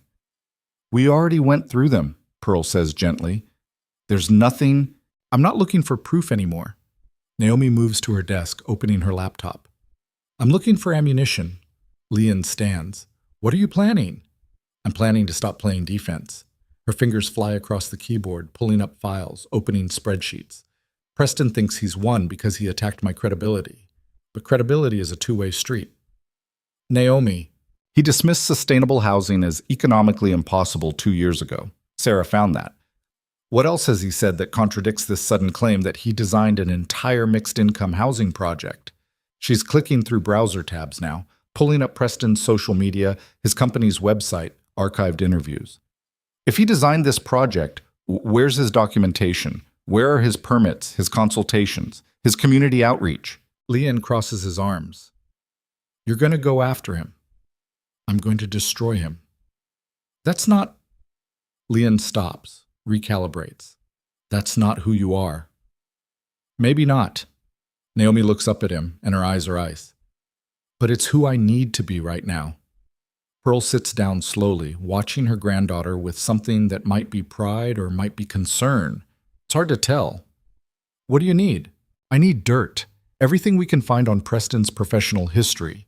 Every project he's claimed credit for. Every client he's worked with. Every public statement he's made about design philosophy. If he's lying about this, he's probably lied about other things. I just need to find them. That could take days, Leanne says. We have 14 hours. Naomi, even if you find inconsistencies, it won't prove the housing project is yours. The committee needs evidence that you created it, not just evidence that Preston's a liar. One thing at a time. Naomi is already typing, pulling up the website for Preston's firm, Hale and Associates, a name so generic it makes her teeth hurt. First, I need to make sure that when I walk into that committee meeting tomorrow, Preston's credibility is in pieces. Then we worry about rebuilding mine. Lynn and Pearl exchange a look. Then, without another word, Lian sits down at the desk beside her, opening his own laptop. Pearl grabs a notepad and pen. "Where do we start?" Pearl asks. Naomi pulls up Preston's LinkedIn profile. "We start with his project history. He claims he designed a sustainable housing project. Let's see if anything in his portfolio supports that." They work in silence for 2 hours. Naomi combs through Preston's public records, every project his firm has completed in the last 5 years. Commercial office buildings, high-end retail spaces, a boutique hotel in the financial district. Nothing even remotely related to residential housing, let alone affordable or sustainable design. Lian focuses on Preston's media presence, interviews, panel discussions, industry conferences. In every single one, Preston talks about luxury markets, high-end clients, maximizing square footage for profit. He never mentions housing equity, never mentions sustainability, never mentions anything that would suggest he gives a damn about the people who can't afford his buildings. Pearl goes analog, calling old contacts in the architecture community, asking careful questions about Preston's reputation.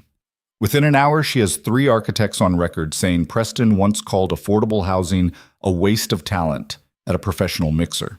By 8 p.m., they have a file thick enough to choke on. Every piece of it points to the same conclusion. Preston Hale has never designed, consulted on, or even expressed interest in mixed-income sustainable housing. His entire career has been built on serving the wealthy, not the underserved. But none of it proves Naomi's ownership of the project. "It's not enough," she says, staring at the screen. Her eyes burn from the blue light, and her head is pounding. "It's good. It's damning, but it's not proof." "Then what is?" Lian asks quietly. Naomi doesn't answer. She's thinking about the committee meeting tomorrow, 9 a.m., 14 people, sitting in judgment, deciding whether her career lives or dies. She can walk in with all this evidence of Preston's inconsistencies, and they'll nod and take notes and probably agree that he's full of shit. But then they'll ask the question that matters. Can you prove the design is yours? And she still won't have an answer. Her phone rings. She grabs it without looking, expecting Sarah or another journalist.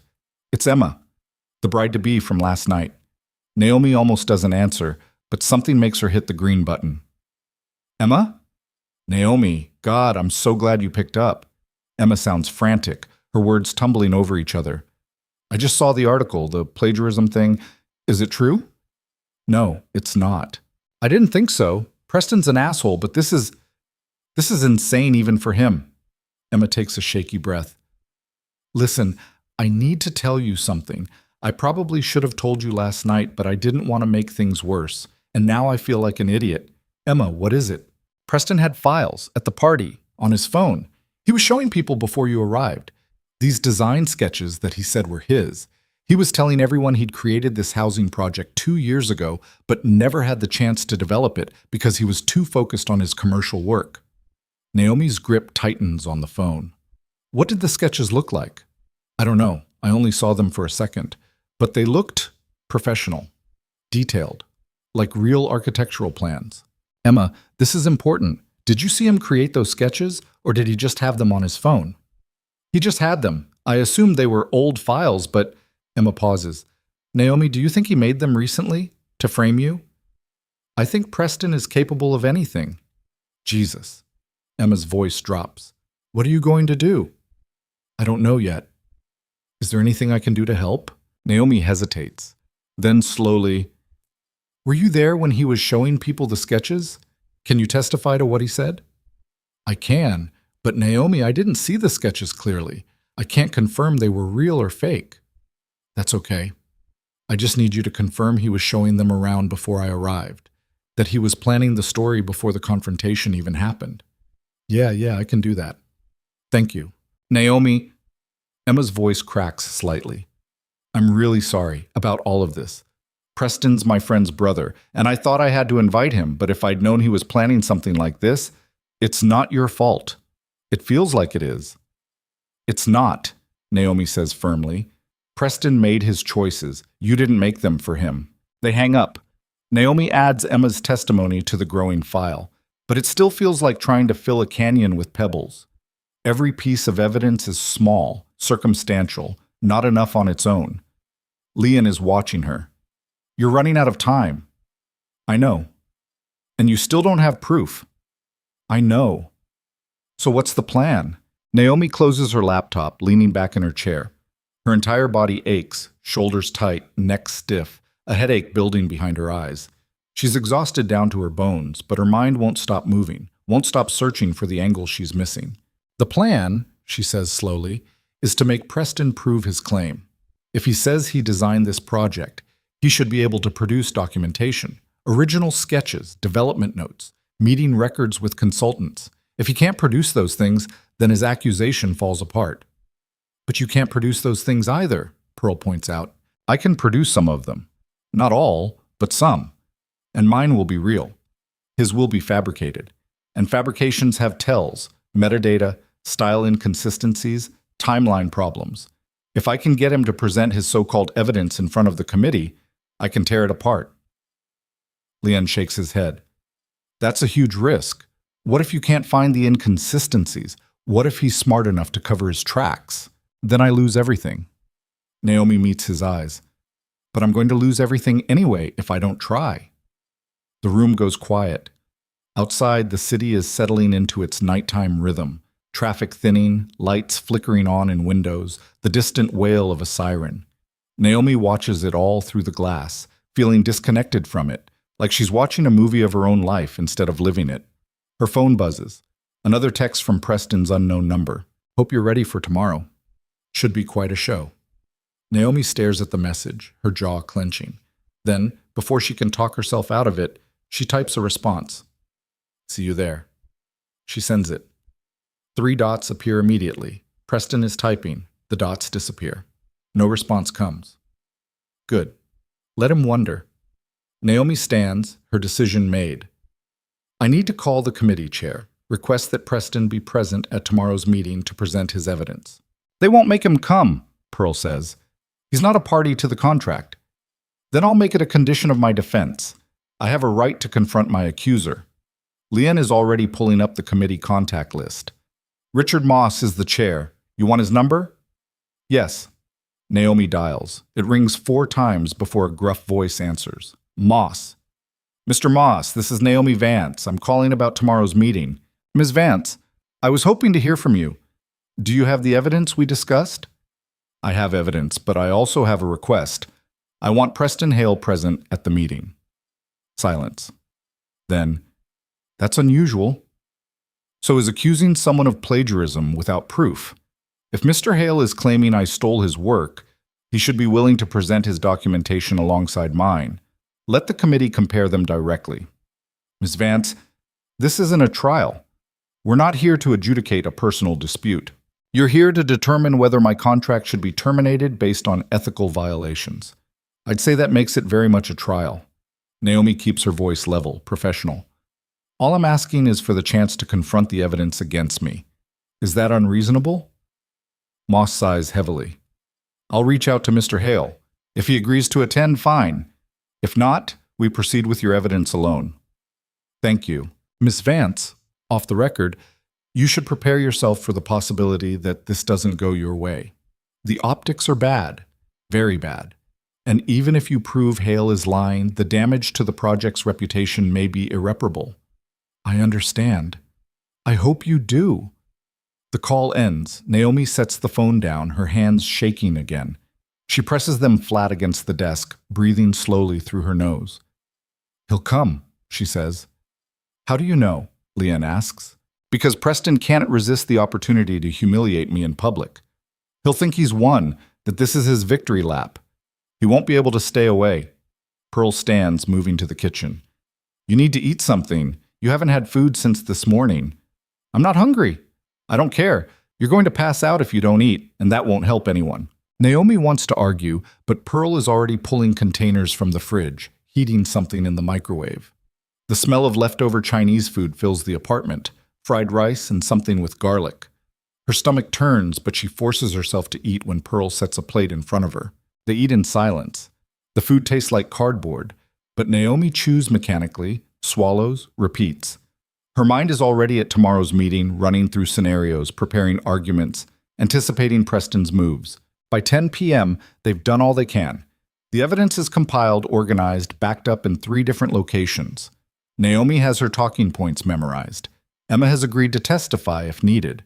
Sarah Chen has published her follow-up piece highlighting Preston's contradictory statements about sustainable housing. But none of it feels like enough. Naomi lies in bed that night, staring at the ceiling, while Leon breathes steadily beside her. She doesn't sleep. Can't sleep. Every time she closes her eyes, she sees Preston's face, that smug smile, those calculating eyes, the way he looked at her at the party like she was something he'd already defeated. At 3 a.m., she gives up and gets out of bed. She goes to the home office, pulls up her design files one more time. The housing project stares back at her from the screen. 300 units, modular design, community gardens on every floor, solar panels integrated into the roof structure. 2 years of work.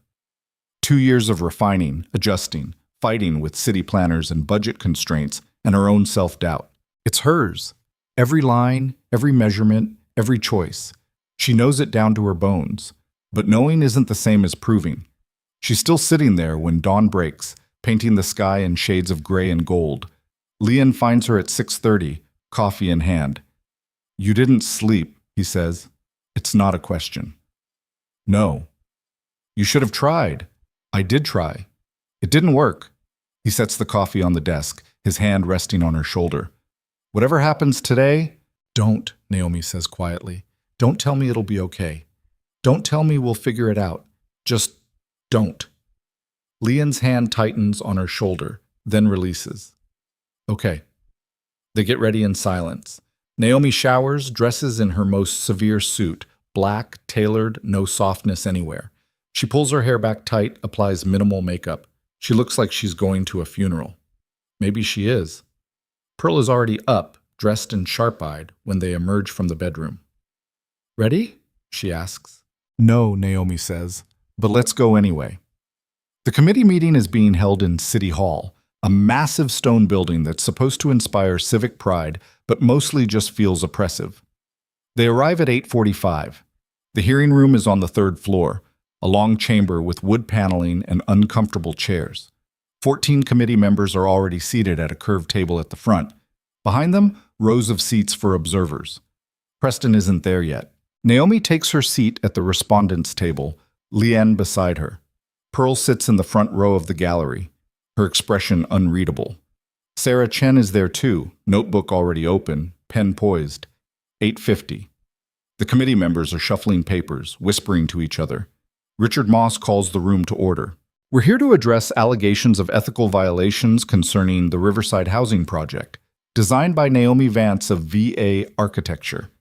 Ms. Vance, are you ready to present your defense?" Naomi stands. "I am, but I was informed that Preston Hale would be present to present his evidence as well." Moss looks uncomfortable. "Mr. Hale declined to attend. He submitted a written statement and supporting documentation." Naomi's heart sinks. "He declined?" "That's correct. We have his materials here if you'd like to review them before presenting your own evidence." Naomi starts, then stops. Preston isn't coming. He's not stupid enough to walk into a room where his lies can be dissected in real time. He's submitted everything remotely, kept himself safe, let his fabricated evidence speak for him. Smart, cowardly, effective.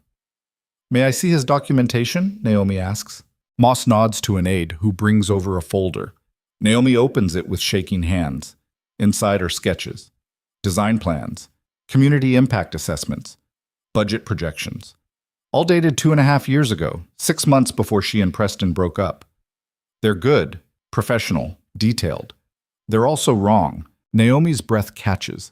She spreads the papers across the table, her eyes scanning rapidly. The modular design is there, yes. The sustainability features. The community integration model. But the proportions are off. Just slightly, but enough. The solar panel configuration doesn't account for the city's specific sun patterns. The community gardens are on the wrong floors, wouldn't work with the building's structural load. These aren't the designs for her project. They're copies. Close enough to seem legitimate, but created by someone who doesn't understand the why behind the choices, only the what. Preston doesn't know architecture. He knows how to sell buildings, how to make them look good on paper. but he doesn't understand load-bearing walls and drainage systems and how natural light moves through a space at different times of day. And it shows. Naomi's hands are shaking as she pulls out her own files. The real designs, the ones with the correct proportions, the functional details, the notes in the margins explaining why each choice was made. "Mr. Moss," she says, her voice steady despite the adrenaline flooding her system, "I'd like to present my evidence." For the next hour, Naomi walks the committee through her design process. She shows them her early sketches, rough, messy, dated. She shows them her development notes, her consultations with structural engineers, her meetings with community organizations. She shows them how the design evolved over 2 years, how each iteration solved a specific problem. And then she shows them Preston's documents. "These sketches are well executed," she says, pointing to Preston's files, "but they're not functional. The solar panels are positioned incorrectly for maximum efficiency in this latitude. The community gardens on floors 3 and 5 would exceed the structural load capacity, causing potential safety issues. The modular units don't account for the city's plumbing code requirements." She pulls up her own designs on the projection screen. "My designs account for all of these factors, because I didn't just draw pretty pictures, I designed a building that can actually be built." One of the committee members, a woman in her 60s with gray hair pulled into a bun, leans forward. "Ms. Vance, are you suggesting Mr. Hale's designs are copies of yours?" "I'm suggesting they're copies made by someone who doesn't understand the engineering principles behind them, someone who saw the aesthetic and tried to replicate it without understanding the function." Another committee member speaks up. "But Mr. Hale's documents are dated earlier than yours. How do you explain that? Digital documents can be backdated, metadata can be altered, but the content doesn't lie. These designs," she gestures at Preston's files, "couldn't be built. Mine can. Mine are being built. Construction starts next month, and every calculation, every measurement, every choice has been vetted by city engineers." "That's not proof of creation," the gray-haired woman says, "just proof of competence." Naomi's jaw tightens. She's losing them. She can feel it. They want to believe her, but they need certainty, and she can't give them that. The door at the back of the room opens. Preston walks in. The room goes silent. He's dressed impeccably. Charcoal suit, crisp white shirt, confidence radiating from every pore. He smiles apologetically at Moss. "My apologies for being late," he says smoothly. "Traffic was worse than expected." Moss looks surprised. "Mr. Hale, I thought you declined to attend." "I reconsidered. This is too important to handle remotely." Preston's eyes find Naomi across the room. His smile doesn't waver. "I want to make sure the truth comes out." Naomi's blood turns to ice. He came. He actually came. She doesn't know if that's good or terrible. Preston takes a seat at the respondents' table, on the opposite side from Naomi, like they're opposing counsel. He folds his hands, projects calm authority. "Mr. Hale," Moss says, "Ms. Vance has raised some concerns about the technical accuracy of your submitted designs." "I'm aware," Preston says, "and I'd like to address those concerns. The designs I submitted are conceptual, early-stage work meant to establish the vision, not the final technical specifications. Ms. Vance is correct that they would need refinement before construction, but that's true of all conceptual work." "Then why claim they're proof you designed the project?" Naomi asks, her voice sharp. Preston turns to her, his expression patient. "Because they establish the core concept: modular design, sustainability features, community integration. Those are the elements I created. The technical refinements came later, during development. Refinements that you had access to because I shared my work with you when we were together." "You never designed residential housing," Naomi says. "Your entire portfolio is commercial work." "My public portfolio, yes. But architects work on many projects that don't make it into their public work. This was one of mine, a passion project I explored privately." "Convenient that you can't produce any evidence of this private exploration." "I just did. The designs are dated, documented, and submitted to this committee." Naomi feels the walls closing in. Preston is smooth, prepared, spinning every challenge into something reasonable. And the committee is listening, nodding, considering his points. She needs to break him, needs to crack that calm exterior and expose the liar underneath. "You called sustainable housing a pipe dream," she says. 2 years ago on your blog, You said the economics don't work. I said that about certain models of sustainable housing. Yes. This project uses a different economic model, one that I'd been developing privately. That's why I hadn't discussed it publicly. You told people at the engagement party that I couldn't keep up with you, that I struggled after our breakup. Preston's smile turned sad. I never said you struggled. I said I was concerned about you. There's a difference. You're lying. Am I? Preston looks at the committee. Ms. Vance is understandably upset. This is a difficult situation, but personal feelings don't change the facts. I created the core concept for this housing project. She had access to my work, and now she's claiming it as her own. Naomi's hands curl into fists under the table. Every instinct is screaming at her to lunge across the space between them, to physically wipe that expression off his face. But she stays seated, stays controlled. If you created this project, she says slowly, then you should be able to answer technical questions about it. Right here, right now. Preston's smile flickers, just for a second. I'm not sure. The solar panel configuration. Why did you place them in that specific pattern? Ms. Vance, this isn't an exam. Answer the question.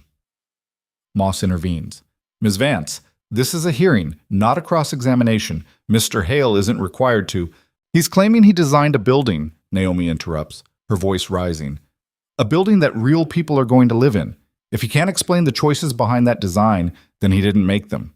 And if he didn't make them, he's lying. The room erupts in whispers. Moss calls for order, his gavel cracking against the table. Ms. Vance, control yourself. No. Naomi stands, her chair scraping back. I've controlled myself for 2 years. I've stayed quiet while he told lies about me, while he rewrote our history, while he made himself the hero and me the failure. But I'm done being quiet.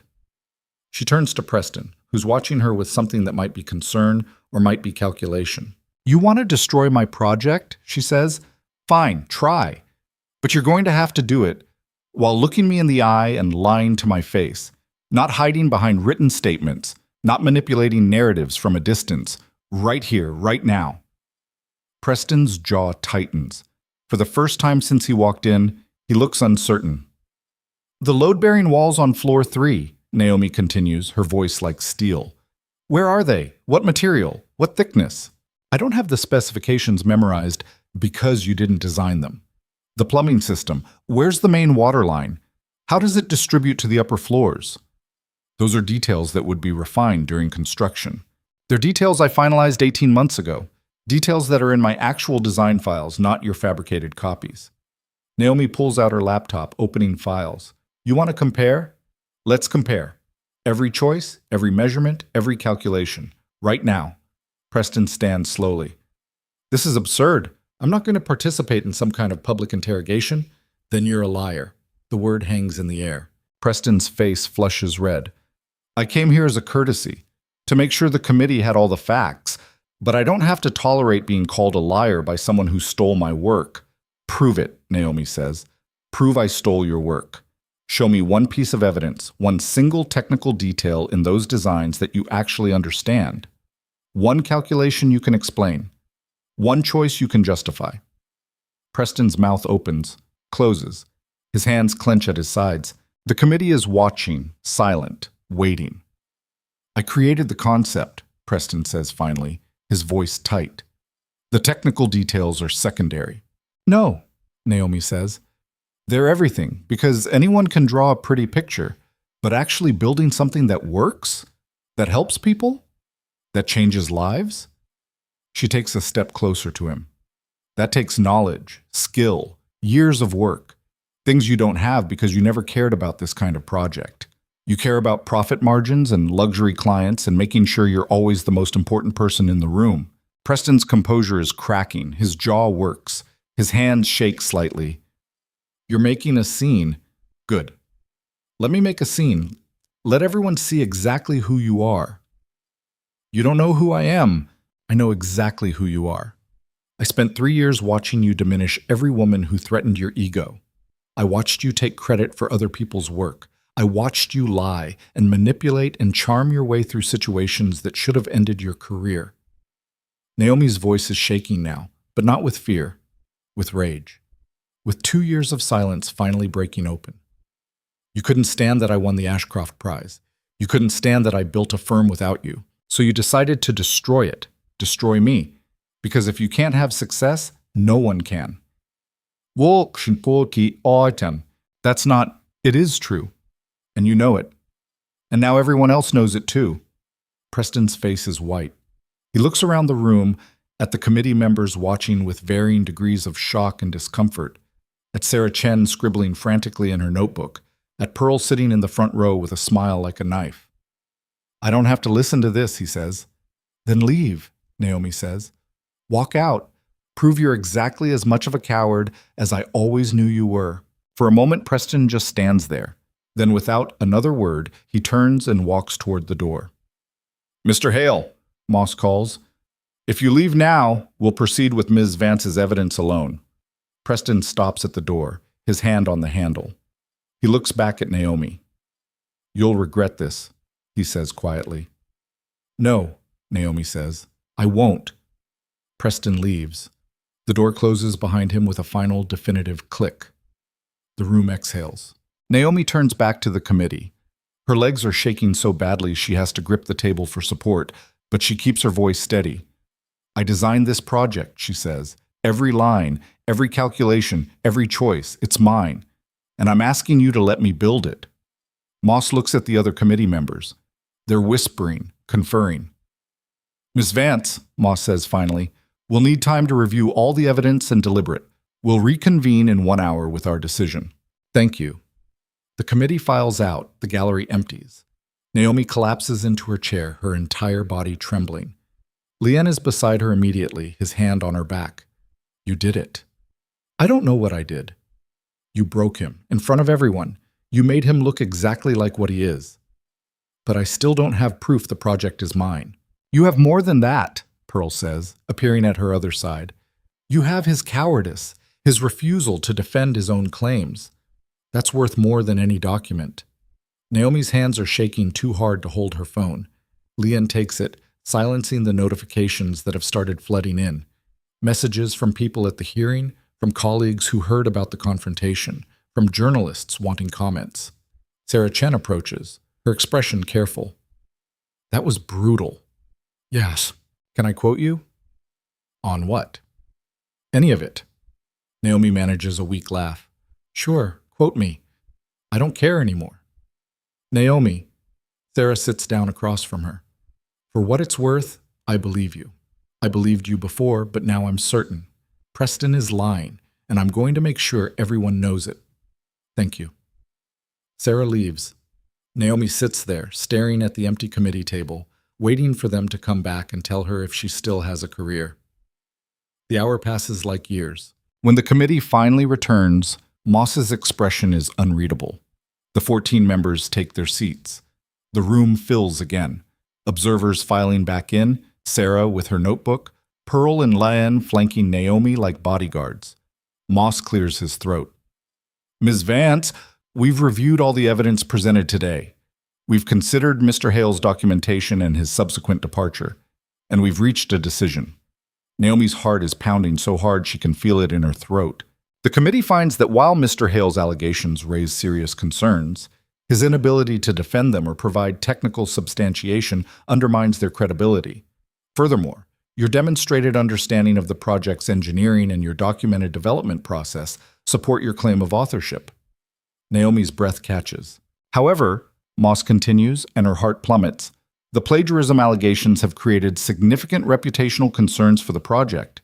Several community partners have expressed hesitation about moving forward under these circumstances. Therefore, the committee is imposing a conditional approval. What does that mean? Naomi asks, her voice barely audible. It means the project can proceed, but you must submit to an independent review by a third-party architectural firm. They will examine your design process, verify your authorship, and provide a formal report. If that report confirms your ownership, the project moves forward without restriction. If it raises doubts, we reconvene. It's not a win, but it's not a loss either. I accept, Naomi says. The review will take approximately 2 weeks. We'll schedule a follow-up meeting once the report is complete. Moss looks at her, and for the first time his expression softens slightly. Ms. Vance, For what it's worth, I hope the review confirms what I suspect is true. This city needs more architects like you. The gavel falls. The meeting is over. Naomi stands on shaking legs. Leanne is saying something. Pearl is saying something. People are approaching with congratulations and questions and offers of support. But all Naomi can think about is that she survived. Preston tried to destroy her, and she survived. Not unscathed, not victorious, not yet, but alive, still standing, still fighting. And as she walks out of City Hall into the afternoon sunlight, she realizes something that makes her smile for the first time in days. Preston is done. Whether the review confirms her authorship or not, whether the project proceeds or not, Preston's credibility is destroyed. His lies are exposed. His cowardice is on record. He lost. And even if she loses too, at least she'll lose honestly. At least she'll lose fighting. Her phone buzzes. One more text from Preston's number. This isn't over. Naomi deletes it without responding. Because for her, it is over. Preston is no longer the villain in her story. He's no longer even The 2 weeks that follow feel like living underwater. Naomi moves through the days in a strange, suspended state. Going through the motions of running her firm, answering emails, attending meetings, while the independent review panel dissects every sketch she's ever made, every choice she's ever documented. They're thorough, invasive. They interview her former professors, her colleagues, even her landlord from 5 years ago, who remembers her staying up until 3 a.m. working on design projects. They interview Preston too. Naomi doesn't know what he tells them, doesn't want to know. The media coverage is relentless. Sarah Chen's article goes viral. Architect confronts ex-fiancée over plagiarism, claims an explosive City Hall showdown. Other outlets pick it up, each adding their own spin. Some paint Naomi as a victim fighting back. Others question whether her outburst was professional. A few suggest the whole thing is a publicity stunt. Naomi stops reading after the first 3 days. Leanne tries to shield her from the worst of it, but information leaks through anyway. Preston has gone silent. No public statements, no interviews, nothing. His firm released a brief comment saying they don't discuss personnel matters. Clara Doon scrubbed her social media of all photos with Preston. The engagement party feels like it happened years ago instead of weeks. On the 13th day, Naomi gets a call from Richard Moss. The review is complete, he says. We're scheduling the final committee meeting for tomorrow morning, 9 a.m. And, Naomi's voice is steadier than she feels, and you'll hear the results tomorrow, with everyone else. That's not an answer. It's the only one I can give you right now. Moss pauses. Get some sleep tonight, Ms. Vance. You're going to need it. He hangs up before she can ask what that means.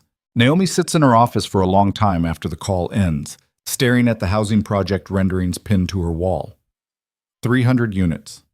Community gardens, solar panels catching light that doesn't exist yet. It looks real in the drawings. Looks inevitable. But nothing is inevitable.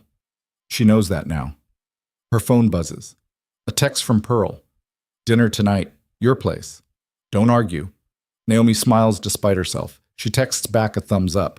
Pearl arrives at 6 with enough food to feed a small army. Thai takeout from the place Naomi loves, but never admits to loving because Pearl will make it a thing. Leanne is already home, having left work early without explanation. They eat at the kitchen counter, not talking about tomorrow, not talking about the review, just existing together in the space they've built. I'm scared, Naomi says suddenly, breaking the careful silence. Pearl sets down her fork. I know. What if they say no? What if the review found something, some inconsistency I missed, some detail that makes it look like I'm lying? Then we deal with it, Leanne says. How? The same way we've dealt with everything else. Together? Naomi looks at him. This man who showed up at an engagement party he didn't want to attend because she needed him there. Who sat through committee meetings and filed reports and made phone calls to lawyers just in case. Who never once suggested she should give up or settle or make it easier on herself. I don't deserve you, she says. Probably not, Leanne agrees, but you're stuck with me anyway. Pearl snorts. You're both insufferable. Eat your food. They finish dinner. Pearl leaves around 8 with a hug that lasts longer than usual. Leanne and Naomi go to bed early, lying in the dark, not sleeping. What will you do? Leanne asks quietly. If they kill the project? Naomi stares at the ceiling. I don't know. Design something else, I guess. Prove myself all over again. Hope people forget. They won't forget. I know. But they might forgive. Eventually. Maybe. Naomi rolls onto her side, looking at his profile in the darkness. What about you? What will you do when this is over and I'm not a complete disaster anymore? Who says you won't still be a disaster? She laughs, the sound surprising her. Fair point. Leanne turns to face her. I'll do what I've always done. Show up. Stay. Refuse to leave even when you try to push me away. I don't try to push you away. You do. You just haven't succeeded yet. Naomi reaches for his hand, lacing their fingers together. Thank you for all of this, for not running. Where would I run to? Anywhere. Away from this mess. Away from me. That's the thing, Leanne says softly. I don't want to be anywhere you're not. They lie there in silence until Naomi finally drifts into uneasy sleep, her hand still holding his. Morning comes too fast and too slow at the same time. Naomi wakes at 5, gives up on sleeping by 5:30, showers by 6.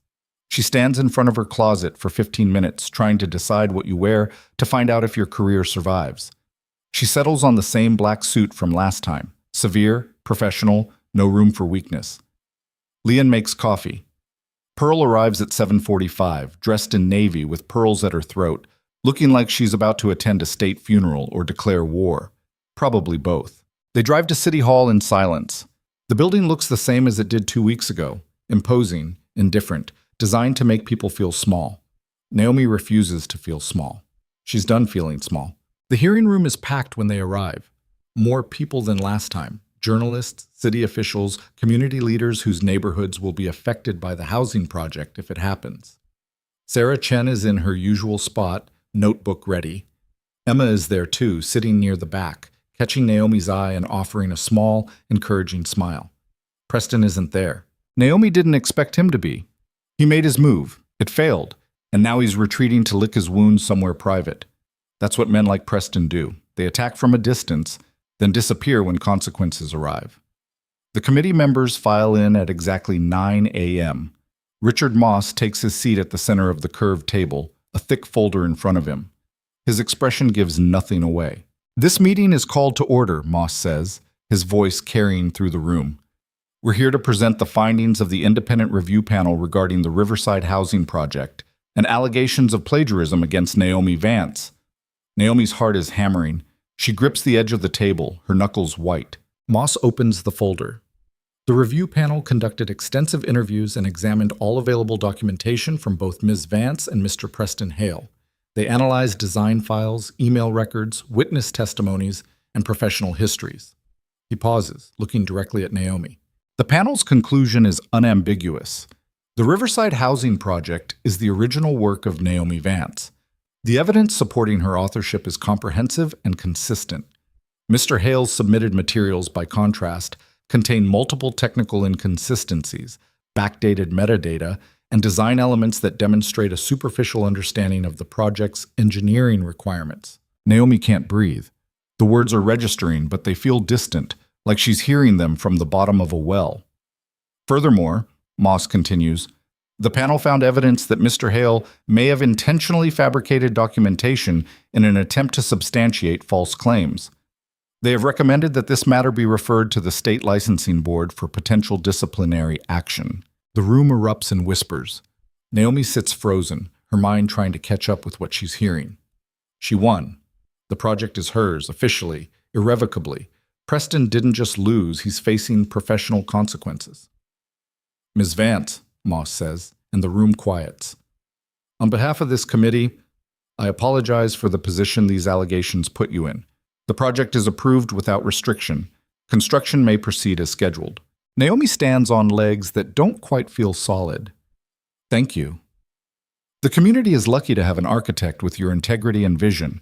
Don't let this experience diminish that. The gavel falls. The meeting is over. People are approaching. Committee members offering congratulations. Journalists asking for comments. Community leaders expressing relief. Naomi answers automatically, her mind still processing. She won. But it doesn't feel like winning. It feels like surviving. Sarah Chen materializes at her elbow. Naomi, can I get a statement? Naomi blinks, focusing. I'm just grateful the truth came out. This project was never about me or Preston. It's about the 300 families who deserve safe, sustainable housing. I'm honored to build it for them. Sarah scribbles rapidly. What about Preston? Any comment on the licensing board recommendation? No comment. Do you feel vindicated? Naomi considers this.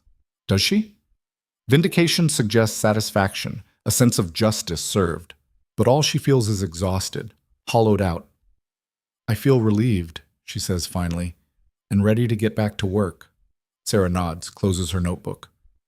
For what it's worth, you handled this with more grace than most people would have. Preston tried to destroy you, and you just kept building.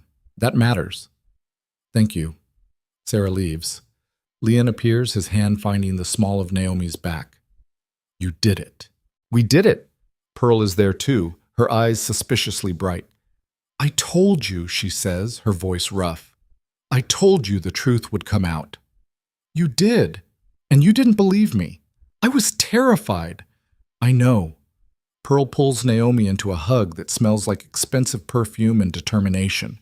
But you did it anyway. That's what matters. They leave City Hall together, emerging into bright morning sunlight. Naomi pauses on the steps, looking out at the city. Somewhere out there is the lot where her housing project will stand. Somewhere out there are the families who will live in the unit she designed. Somewhere out there is a future that looked impossible 2 weeks ago. Her phone buzzes. She almost ignores it, but something makes her look. It's a text from an unknown number. Not Preston's. Someone else. Ms. Vance, this is Marcus Chen. I saw the news about the review panel. I'm sorry I couldn't help you when you needed it. For what it's worth, I always believed the project was yours. I was just too much of a coward to say so publicly. Congratulations. You deserve this. Naomi reads it twice, then deletes it. Some apologies come too late. Some bridges, once burned, stay burned. You okay? Leon asks. Yeah, Naomi says. Let's go home. They drive through the city in comfortable silence. Naomi watches the buildings slide past, thinking about all the structures that make up a life. The ones you design deliberately, the ones that get built around you without permission, the ones that collapse and force you to start over. She spent 2 years building a life that didn't need Preston, and she succeeded. But somewhere along the way, she forgot that success isn't about proving someone wrong. It's about building something that matters regardless of who's watching. The housing project matters. It would have mattered even if Preston had won, even if the committee had killed it, even if she'd never gotten recognition for it. That's the thing about creating something real. It exists independent of your ego. It exists because it needs to, because someone somewhere needs what you built. They reach the apartment. Naomi kicks off her shoes, collapses onto the couch. Leon sits beside her, pulling her feet into his lap without asking. What now? He asks. Now I build the damn thing. Just like that? Just like that. Pearl emerges from the kitchen with 3 glasses of champagne. We're celebrating. It's 10:30 in the morning, Naomi says, and you just won the biggest fight of your career. I think that warrants champagne at 10:30 in the morning. They drink. The champagne is good, better than anything at Preston's engagement party, Naomi notes with petty satisfaction. I want to say something, Pearl says, setting down her glass. And I want you to listen without interrupting. Naomi and Leanne exchange glances. These last 2 weeks, Pearl continues, have been hell. Watching you go through this, wondering if some review panel was going to destroy 2 years of work because your ex-fiancée is a vindictive child, it was agony. But you know what I realized? What? You didn't need me to fight for you, or Leanne, or anyone else. You needed us there, yes, but you did the fighting yourself. You stood up in that committee meeting and faced Preston down without flinching. You exposed him for exactly what he is. And you did it without becoming like him. Naomi's throat tightens. Gran, I'm not finished. I'm proud of you. Not because you won, because you refused to be small. Because when someone tried to diminish you, you expanded instead. That takes courage, real courage. And I'm proud to be your grandmother. Naomi sets down her champagne glass before she drops it. I love you. I know, Pearl says simply. Now go take a nap. You look like death. Naomi laughs, the sound wet with tears she didn't know she was crying. She hugs her grandmother, then Leanne, then retreats to the bedroom. She lies down fully clothed, intending just to rest her eyes for a moment. She sleeps for 4 hours. When she wakes, the afternoon sun is slanting through the windows, and her phone is buzzing with notifications. She scrolls through them with detached interest. Congratulations from colleagues, interview requests from architecture magazines, a message from the city planning office asking about construction timelines, and one email from an address she doesn't recognize. The subject line reads, "I'm sorry." Naomi almost deletes it without opening, but curiosity wins. "Naomi, I know you probably won't read this. I know I don't deserve your attention or your forgiveness, but I need to say it anyway. I'm sorry.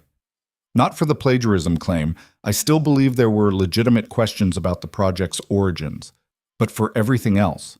For the way I treated you during our relationship. For making you feel like your ambitions were problems to be managed instead of strengths to be celebrated.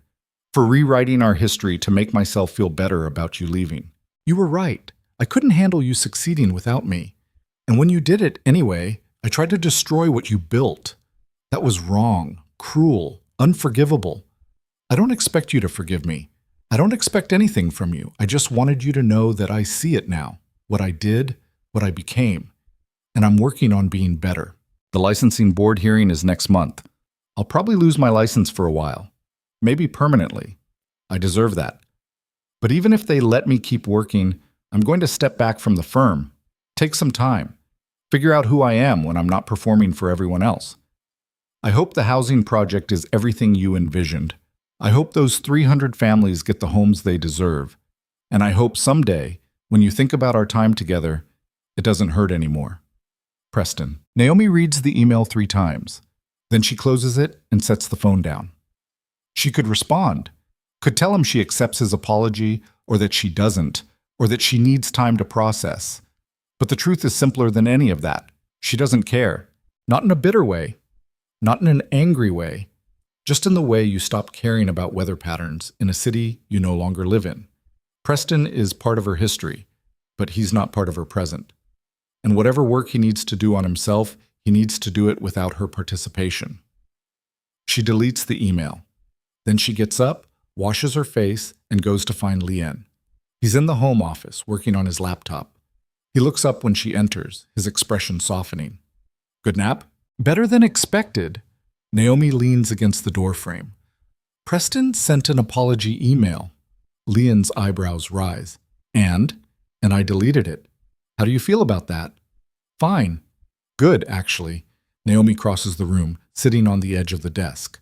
I don't need his apology. I don't need closure or validation or whatever he thinks that email was supposed to provide. I just need him to be gone. Is he gone? Yeah, Naomi says, and realizes it's true. Yeah, he is. Leanne closes his laptop, pulling her into his lap. She goes willingly, tucking her head under his chin. What do you need? He asks. I need to start construction on the housing project. I need to hire a team. I need to finalize the community partnerships. She stops, laughing. I need about 48 hours in every day. So nothing new. Nothing new. They sit there in comfortable silence, Naomi's mind already racing ahead to timelines and budgets and permit applications. There's so much work ahead. So many potential problems. So many ways this could still fail. But for the first time in weeks, she feels ready for it. Not fearless, not invincible, just ready. 3 months later, Naomi stands at the construction site in a hard hat and work boots, watching a crane lift a modular unit into place on the 3rd floor. The November air is sharp and cold, the kind that makes your breath visible, but she barely notices. The building is taking shape, slowly, methodically, exactly as she designed it. The foundation is solid. The framing is up. The solar panels are waiting in neat stacks, ready to be installed once the roof structure is complete. It's real. It's actually happening. Miguel Torres, her site supervisor, approaches with a clipboard. Ms. Vance, we need your approval on the window installation timeline. Naomi reviews the schedule, makes a few adjustments, signs off. Miguel nods and heads back to the crew. She's hired 12 people in the last 3 months. Architects, engineers, project managers. VA Architecture has outgrown her home office. She's leasing actual space now, a converted warehouse in the Arts District with exposed brick and too much natural light. Pearl calls it aggressively millennial. Naomi calls it perfect. The Ashcroft Prize Committee held a formal ceremony in October. Naomi attended, gave a speech about sustainable design and social responsibility, shook hands with people who matter in the architecture world. The trophy sits on a shelf in her new office, next to the framed article Sarah Chen wrote, How One Architect Fought Back Against Plagiarism, and Won. Preston's licensing hearing happened 2 weeks ago. Naomi didn't attend, but Sarah sent her the verdict. 6-month suspension, mandatory ethics training, formal censure on his professional record. He didn't fight it, didn't appeal, just accepted the ruling and disappeared from public view. Clara Dune got engaged to someone else, a finance guy with too much gel in his hair, and a yacht. Naomi saw the announcement on social media and felt nothing. The engagement party host, Emma, sends a Christmas card every year now. They're not friends exactly, but there's a mutual understanding. Sometimes the most important relationships are the ones that hold space for your worst moments and don't judge you for them. Naomi's phone rings. She pulls it out, checking the caller ID. Tom Ryder from the City Planning Committee. Tom, hey. Naomi, I'm at the site. Where are you? She looks around, spots him near the trailer. By the south entrance. She walks over. Tom is grinning, which is unusual for a man who typically looks like he's auditing a funeral. What's up? Naomi asks. Just got word from the mayor's office. They want to do a press event when the first units are complete. Big photo op, community celebration, the works. They're calling it a model for future development. Naomi's stomach tightens. Wow, that's great. You don't sound excited. I am. She gestures at the construction around them. I'm focused on making sure it actually gets built. The celebration can wait. Tom's grin widens. You know what I like about you, Vance? You don't care about the glory. You just care about the work. The work is the glory. Not many people understand that. He claps her on the shoulder and heads back to his car. Naomi watches him go, then turns back to the building. A year ago, this was just lines on paper. A concept. A dream that felt impossible. Now it's steel and concrete and windows catching the afternoon light. Her phone buzzes. A text from Leanne. Dinner tonight? That Italian place you pretend not to like? Naomi smiles. You buying? Always. Then, yes. She stays at the site until the crew breaks for the day, watching the sun set over the skeleton of the building. The city spreads out around her, millions of lives, millions of stories, millions of structures built and destroyed and rebuilt. She's added one more to the mix. 300 units, 300 families. It's not going to save the world. It's not going to fix everything that's broken about housing inequality or economic disparity or any of the other massive systemic problems that keep her up at night. But it's something. It's real. It's hers. 6 months later, Naomi stands in Unit 204, watching Maria Gonzalez, 32, single mother of 2, working 3 jobs to make rent until now, walk through the space with tears streaming down her face. This is mine? Maria asks for the 3rd time. Actually mine? Actually yours, Naomi confirms. 2 bedrooms, full kitchen, community garden access on the roof. Move-in ready whenever you are. Maria's kids, 8 and 5, are running through the apartment, their voices echoing off the walls, claiming bedrooms and arguing over who gets which closet. Normal kid stuff. The kind of stuff that only happens when you have stability. Safety. Home. Maria turns to Naomi. Thank you. I don't even know how to thank you. You don't have to. Just live here. Make it yours. Maria pulls her into a hug that smells like laundry detergent and hope. Naomi hugs back, her throat tight.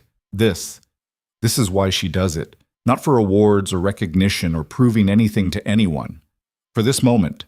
For Maria's tears. For those kids arguing over closets. She stays for the first move-in day, helping families carry boxes, answering questions about thermostats and light switches, watching the building fill with life. By evening, 60 units are occupied. By the end of the week, all 300 are full. The press event happens on a Saturday in May. The mayor gives a speech. Tom Ryder gives a speech. Naomi gives a short speech about sustainable design and community partnerships, keeping it brief because she'd rather be checking on the solar panel efficiency or the water drainage system. Reporters ask questions. Cameras flash. Someone from a national architecture magazine wants to do a feature. And through it all, Naomi keeps thinking about Preston's email from 6 months ago. I hope the housing project is everything you envisioned. It's not everything she envisioned. It's better. Because the vision was abstract, lines and measurements and calculations. The reality is Maria's kids fighting over closets. It's Mr. Chen on the 4th floor planting tomatoes in the community garden. It's 300 families who didn't have stability yesterday and do today. That night, Naomi and Leanne host a small dinner at their apartment. Just Pearl, Sarah Chen, Emma, and her fiancé, Miguel and his wife. They eat too much pasta and drink too much wine and talk about everything except the housing project.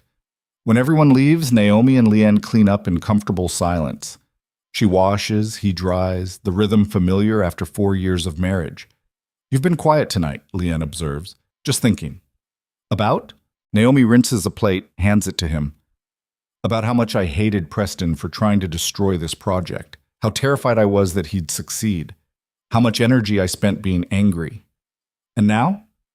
Now I'm grateful. Leanne pauses, dish towel in hand. For what? For the wake-up call.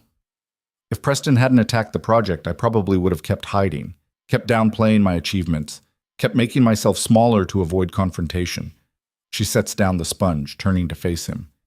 He forced me to fight, to stand up and claim what's mine. I hate that it took that kind of crisis. But I'm grateful for what came out of it. You would have gotten here eventually, maybe, but this way, I know for certain that I can handle the worst-case scenario. Someone tried to destroy my career and I survived. More than survived. I built something that matters despite him. Leanne sets down the dish towel, pulling her close. You've always been building things that matter. I know, but now I believe it. They stand there in the kitchen, holding each other, while the city hums outside their windows. Somewhere out there, 300 families are settling into their new homes. Somewhere out there, Preston is living whatever life he's built for himself now. Somewhere out there, the next project is waiting to be designed. But right now, in this moment, Naomi is exactly where she needs to be. Not perfect, not finished, just present. A year later, Naomi receives an invitation to speak at the Ashcroft Prize ceremony. Not as a winner this time, but as a former recipient introducing the new laureate. She almost declines. Public speaking still makes her nervous, and the ceremony brings back memories of the plagiarism crisis, the committee hearings, the fear of losing everything. But Pearl talks her into it. You have a story worth telling, Pearl says, and people need to hear it. So Naomi accepts. The ceremony is held in a grand hotel ballroom, crystal chandeliers, white tablecloths, the kind of formal elegance that makes everyone straighten their posture. Naomi wears a deep green dress that Pearl picked out, her hair swept up, minimal jewelry.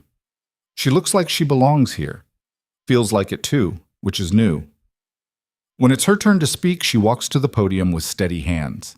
3 years ago, she begins, I won this prize. And 2 weeks later, someone accused me of plagiarism. They claimed the work I'd spent years creating wasn't mine, that I'd stolen it, built my career on a lie. The room is silent, everyone leaning in. I was terrified, not just of losing the prize or my project or my reputation. I was terrified that people would believe the accusation, that all the work I'd done would be erased by someone else's lie. Naomi takes a breath, finding Leon in the audience. He nods, encouraging. But here's what I learned. The work speaks for itself, not immediately, not always in the way you expect. But if you build something real, something that actually matters, the truth finds its way to the surface. She pauses, looking around the room. The Riverside housing project is complete now. 300 families have homes, not luxury apartments, not high-end condos, just safe, sustainable, affordable places to live. And every single one of those homes exists because I refuse to let someone else's narrative define my reality. Another pause. The room is utterly still. So to this year's winner, congratulations. The work ahead of you is hard. People will doubt you. Some will try to diminish what you've built. And there will be moments when you doubt yourself. Naomi's voice strengthens. But remember this, you didn't win this prize because you're perfect. You won it because you built something worth building, something that will outlast the doubts and the critics and your own fears. Hold on to that. Protect it. And don't ever let anyone convince you that your work is less than it is. She steps back from the podium to applause that builds and builds until the entire room is standing. As Naomi returns to her seat, she realizes something that makes her smile. She's not talking about Preston anymore, hasn't thought about him in weeks, maybe months. He's become what he always should have been, irrelevant. A footnote. A minor character in a story that was never really about him. The story was always about her, about the work, about what you build when you refuse to be small. After the ceremony, people approach her, young architects wanting advice, students asking about her design process, colleagues offering congratulations on the housing project. She talks to all of them, answers questions, exchanges business cards. And when someone asks, "What happened with Preston Hale?" she smiles and says simply, "He's moved on. So have I." Because it's true. She doesn't know what Preston is doing now. Doesn't care. He's not in her life, not in her thoughts, not taking up space that belongs to the work she still wants to do. Driving home that night, Leanne at the wheel, Naomi watches the city slide past and thinks about the person she was 3 years ago. The woman who stood outside an engagement party, terrified of walking through the doors. The woman who let Preston define her for so long that she forgot how to define herself. That woman is gone. Not destroyed, not erased, just transformed into someone stronger, someone who knows her own worth and doesn't need external validation to confirm it. "You okay?" Leanne asks, glancing over. "Yeah," Naomi says. "I'm good." And she means it. 2 years after the Riverside housing project opens, Naomi breaks ground on her second major development, affordable housing for seniors, 200 units, partnering with healthcare providers to integrate support services. The design is better than Riverside. She's learned things, refined her approach, gotten bolder with her vision. VA Architecture now employs 30 people. Pearl jokes that Naomi has become exactly what she was afraid of: successful, established, impossible to ignore. On the anniversary of the committee hearing, Sarah Chen calls. "I'm doing a follow-up piece," she says. "Where are they now?" kind of thing. "Can I get a quote?" "About what?" "About how you feel 3 years later. About Preston, the plagiarism crisis, all of it." Naomi thinks about this. "Can I be honest? Always?" "I don't think about it anymore. Not in the way I used to. It happened. It was hard. I survived. And now I'm building other things." "That's it?" "That's it." Naomi pauses. "I guess if there's a lesson, it's this. The greatest revenge isn't proving someone wrong. It's building a life so full that they stop mattering." Sarah's quiet for a moment. "Can I quote that?" "Yes." The article runs a week later. Naomi reads it once, nods in satisfaction at how Sarah captured the story, then files it away and gets back to work. Because there's always more work, more buildings to design, more families who need homes, more problems that architecture can help solve. She's not naive enough to think she can fix everything, but she can fix some things, and some things are worth the effort. 5 years after the engagement party, Naomi receives a wedding invitation in the mail. Emma is getting married. The real wedding this time, not just an engagement party. The invitation is elegant, understated, with a handwritten note tucked inside. "Naomi, I know we don't see each other often, but I wanted you to know you're welcome here. No drama, no Preston, just celebration. I hope you'll come. Emma." Naomi shows the invitation to Leanne. "What do you think? Do you want to go?" "I don't know. Part of me thinks it's weird. We're not really friends." But she was kind when I needed kindness, and that matters. "Then we should go." They go. The wedding is beautiful. Outdoor ceremony, string lights, genuine joy. Emma looks radiant. Her husband looks nervous and happy in equal measure. There's no Preston, no Clara, no ghosts from the past. Just a celebration of two people choosing each other. During the reception, Emma finds Naomi at the bar. "You came," Emma says, her smile bright. "I did. Congratulations. This is beautiful." "Thank you. And thank you for coming. I know things were complicated, but..." Emma hesitates. "That night at my engagement party, watching you stand up to Preston, it changed something for me. Made me realize I'd been tolerating people in my life who didn't deserve to be there. So I cleaned house, cut cut ties with toxic people, started being more selective about who I let in. Naomi's throat tightens. I'm glad. Me too. And I wanted you to know that your courage, not just that night, but through everything that followed, inspired me. Probably inspired a lot of people. You should be proud of that. They hug. Emma is pulled away by wedding obligations, but the conversation stays with Naomi for the rest of the night. You never know who's watching, who's learning from how you handle the hard moments, who's gathering courage from your example. That's a responsibility, but it's also a gift. The years continue to pass. Naomi's firm grows. She wins more awards, designs more buildings, hires more people. The work is demanding, exhausting, fulfilling. She learns to delegate, to trust her team, to take vacations without checking her email every 5 minutes. Pearl turns 80 and refuses to acknowledge it. Leon makes partner at his firm. They buy a house, an actual house with a yard and mortgage, and all the terrifying permanence that implies. Life happens. Not perfectly, not easily, but honestly. And somewhere in all of it, Naomi realizes she's happy. Not in a constant, euphoric way. Just in the steady, sustainable way that comes from building a life aligned with your values. She doesn't think about Preston anymore, doesn't wonder what he's doing or if he thinks about her. He's a story she tells sometimes, when young architects ask about obstacles she's faced. But he's not a presence, not a weight, just a memory that taught her something valuable. Your worth isn't determined by who believes in you. It's determined by what you build despite who doesn't. 10 years after the engagement party, Naomi stands at the groundbreaking ceremony for her 5th major housing project. This one is bigger than all the others combined. 500 units, mixed-use development, retail space on the ground floor to support local businesses. The mayor is there, city council members, community leaders, press, all the usual players. And as Naomi lifts the ceremonial shovel, breaking ground on something that will change lives, she thinks about the woman she was a decade ago. That woman would be amazed by this moment, overwhelmed, maybe terrified. But this woman, the one she's become, just feels ready. Ready to build, ready to create, ready to prove over and over that the best response to someone trying to tear you down is to build something so undeniable they become irrelevant. That night, over dinner with Leanne and Pearl, someone asked Naomi the question she's been asked 1,000 times. What would you say to your younger self? Naomi sets down her wine glass, thinking. I'd tell her that it's going to be hard, harder than she thinks. Someone she trusted is going to betray her. Someone she loved is going to try to destroy what she built. And there will be moments when giving up feels easier than fighting. She pauses.